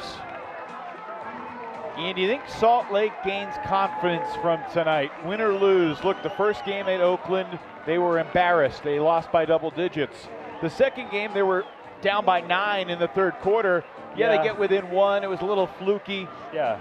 They fall behind by 6 tonight, but fight back, and it's a 2-goal game in the fourth. I don't know. I think this group is smart enough to know that it's capable of turning in a better performance. So more of the same unforced errors that we've seen, but I'm not in the huddle with that. They'll have 4 minutes and change left to change the story. Low throw, nearly a block, but Ashton could not reach it. And that's going to be a bump against Mounga. Ben Ashton had played basically all offense this season before tonight, but he's back playing some D like he did in his first several seasons with a shred. And he was close to a block, but close doesn't count. Dexter Clyburn, you are the man. 21-18. I mean, that was, once again, just a little too easy. We've seen this a couple times tonight, just coming out of a stoppage. Hey, I'm just going to beat you to the front cone. And, I mean, that was Dexter beating Chad. No slouch of a defender, but perhaps Chad a little gassed after playing the previous 0 point. And we'll see how much he's got left in the tank. Need some more heroics from Salt Lake after they get this hold, if they can get this hold. Dexter Clyburn, same hometown as Marquez Brownlee, the birthplace of Ultimate, Maplewood, New Jersey.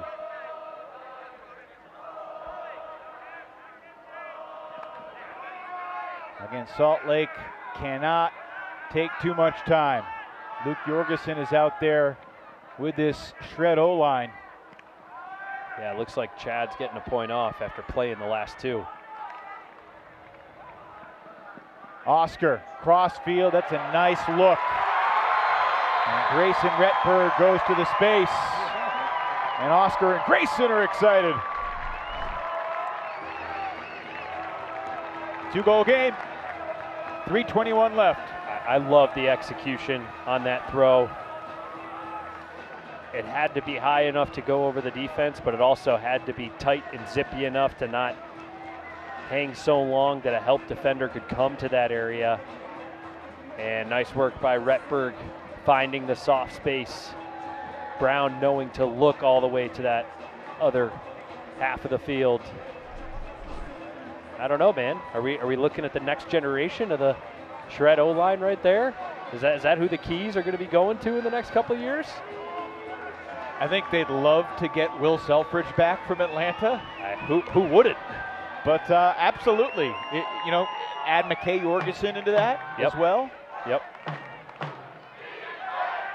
And look, Jordan Kerr turns 29 next month, but he's got a bunch of good years left, you would think.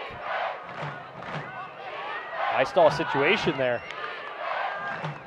This crowd would go nuts if Oakland gives the disc away. But the Spiders don't need to do anything fancy. They could just play catch for the next 3 minutes and then walk out of here with their 10th win of the season in 11 tries. Gordon throws it away, intercepted by Browning. Great reset defense by Reed on Frankenberg. Salt Lake needs composure here. Everett Saunders goes with a hammer. End zone. Gordon knocks it away. Is that not what you meant by composure? Absolutely not. I mean, I was looking at Everett Saunders' stats earlier this year. The first 4 games of the season, his turnover totals, 3, 4, 2, 1. He's got to learn to dial that in and value these break chances a little more. I don't know. It's got to be something that Merrill and company have already talked to him about. Timeout, Oakland. Clock stops with 1:53 remaining.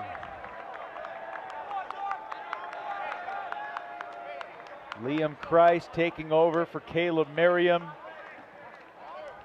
Kind of just taking the torch and taking another step forward. This Oakland team, minute 53 away from their 10th win of the season. Spiders have not had double-digit wins in a regular season, Ian, since they last won the championship 2015. They did have 10 wins last year, but fell short of championship weekend, finished 10-4 overall, 9-3 in the regular season. Yeah, I mean, we're seeing some of these reset turnovers here in the second half, and it's just kind of reiterating that, hey, Oakland is fallible. This group, when you disrupt them from their rhythm, they are capable of making mistakes, and we've seen them from Gordon, from Adkins, from other guys who are otherwise pretty exceptional with the disc.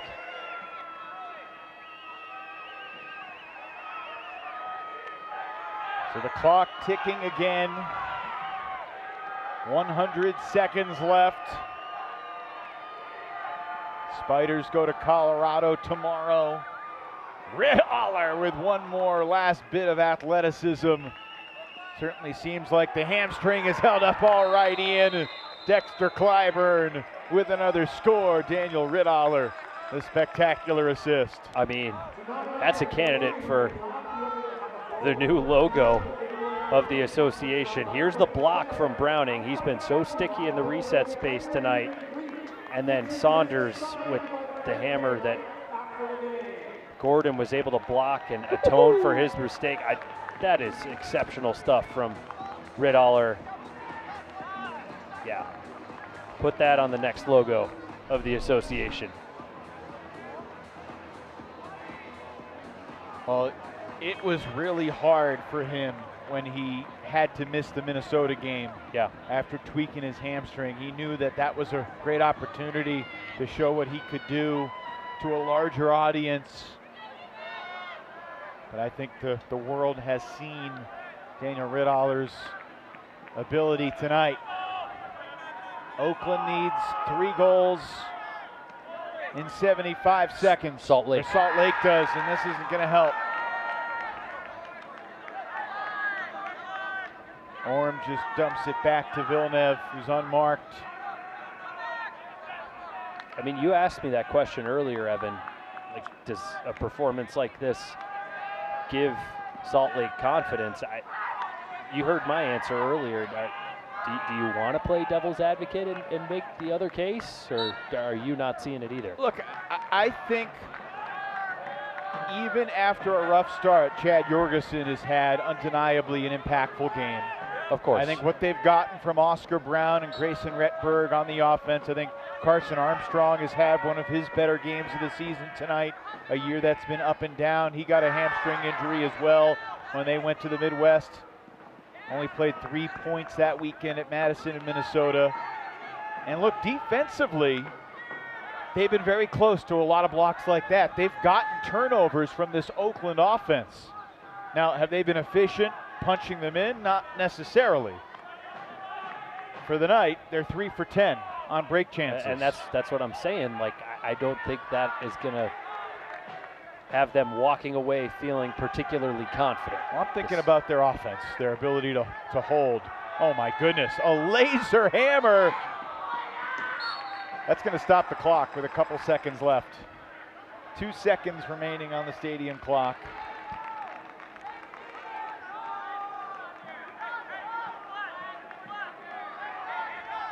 Two seconds left. Get ready for the Jordan Kern three-point play, Ian. Got to take it closer to the pylon. One throw, and that will end it. The Oakland Spiders, after having never beaten Salt Lake before, go 3-0 against the Shred during the 2026 season, including 2 wins in Salt Lake City. A 20-19 victory at the end of June, and then here in July, the final weekend of the regular season, the Spiders win it 22-19. It was not perfect. Oakland still had 15 turnovers. But Daniel Riddaller with 5 assists and 2 goals. Leo Gordon, 2 assists and 4 goals. A 3-block night for Evan Maxig. And the Shred, after only losing 6 games in their first 4 regular seasons in the UFA, go 5-7 in 2026. They're still in the playoffs. We'll see how they fare at Seattle next Saturday night. 8 days from now, Salt Lake season is on the line. Oakland has Colorado tomorrow, but they know they will await the winner of the Cascades and the Shred. 22-19, the Spiders prevail. We are back to wrap it up right after this.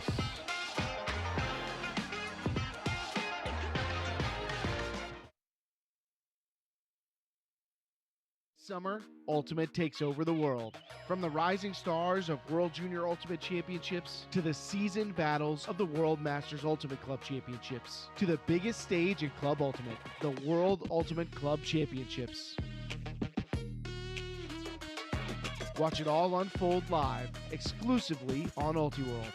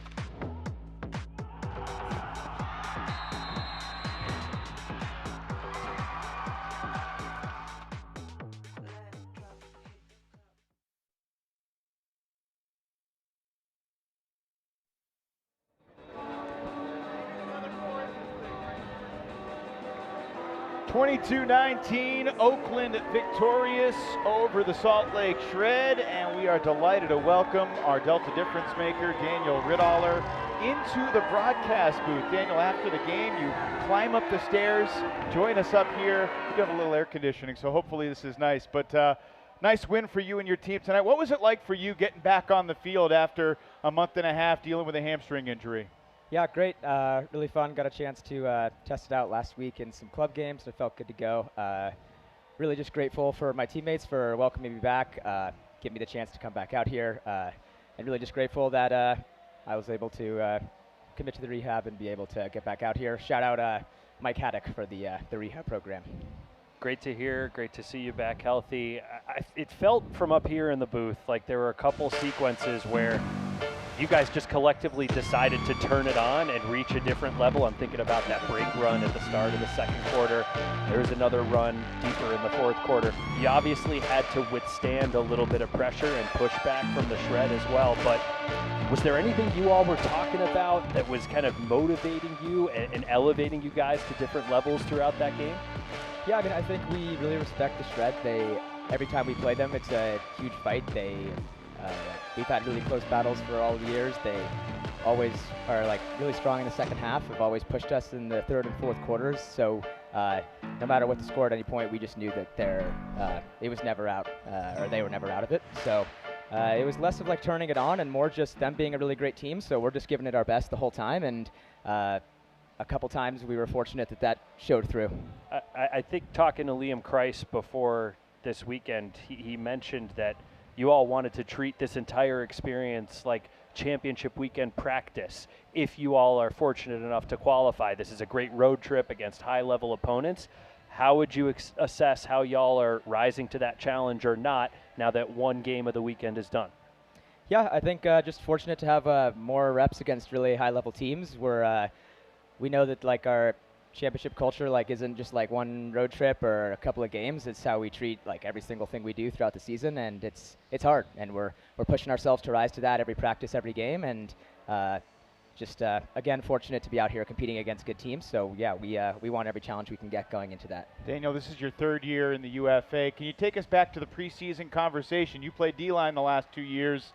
Evan had an idea for him to switch to D, you to switch to O. It seems like it's worked out great for everybody. But what was your first reaction when that conversation came about? Yeah, I think you never really know exactly how it's going to go. Like always trying to push to expand our game, and I think the Spiders is a great organization that gives everybody a chance to keep growing, and I think that has helped us improve as a team over the years. And so I felt really fortunate to have specifically Evan and Liam believe in me and let me take on a new role. And also I've been just so impressed with how well Evan's been playing on D, like you saw tonight, multiple blocks, bringing the fire and leading them too. So super impressed with him, and just really grateful that they gave me the chance and believed in me to take a shot at it. All right, last thing.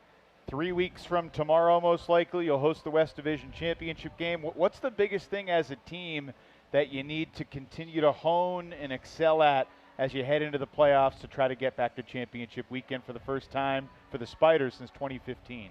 Yeah, I think every practice from here on out, we just have to bring that level so it's not a surprise to us when the moment comes, push each other as hard as we possibly can, and that has to be enough. All right. We wish you a happy early birthday. Thank you. Next Friday night, this guy celebrates number 26. Yeah. Unk. You are your words, not ours. A young pup. Daniel Riddaller is our Delta difference maker. Dan, thanks for coming up. Best of luck the rest of the way. Thanks for having me. Congratulations. Great Good to see you guys. So the Spiders get the 22-19 win. We'll take one last look at the final stats. 5 of 9 on break conversions. 4 of those breaks came in the second quarter, Ian, which is really when the Shred had that one big lull. Sure, they had break chances that they didn't fulfill in the second half, which you've been harping on, rightfully so. But it was that offensive lull in the second quarter that really did them in, I thought. I couldn't agree with you more. It just ended up being a bit too insurmountable. There were sequences where they could pull it back within 2, back within 1, but Oakland had just built enough of a cushion with that defensive pressure and that real strong efficiency. Of course, they weren't quite as efficient in the second half the rest of the way, but they had already given themselves enough of a buffer, and you could see exactly what kind of pressure this Oakland defense can apply down the stretch. As the final moments of daylight disappear here in Salt Lake, a new season begins next Friday in the Ultimate Frisbee Association. What makes an East Division championship? You just got to be a resilient team and be able to like take a hit and just keep swinging. And there are no more perfect teams in the 2026 association. We try to go game by game, point by point. Tobin Akrana brings it in for the Boston score. All the teams that you play against in those championship games are really good teams. You can lose them, you can win them, and it's just about are you good at the right moment. Incredible!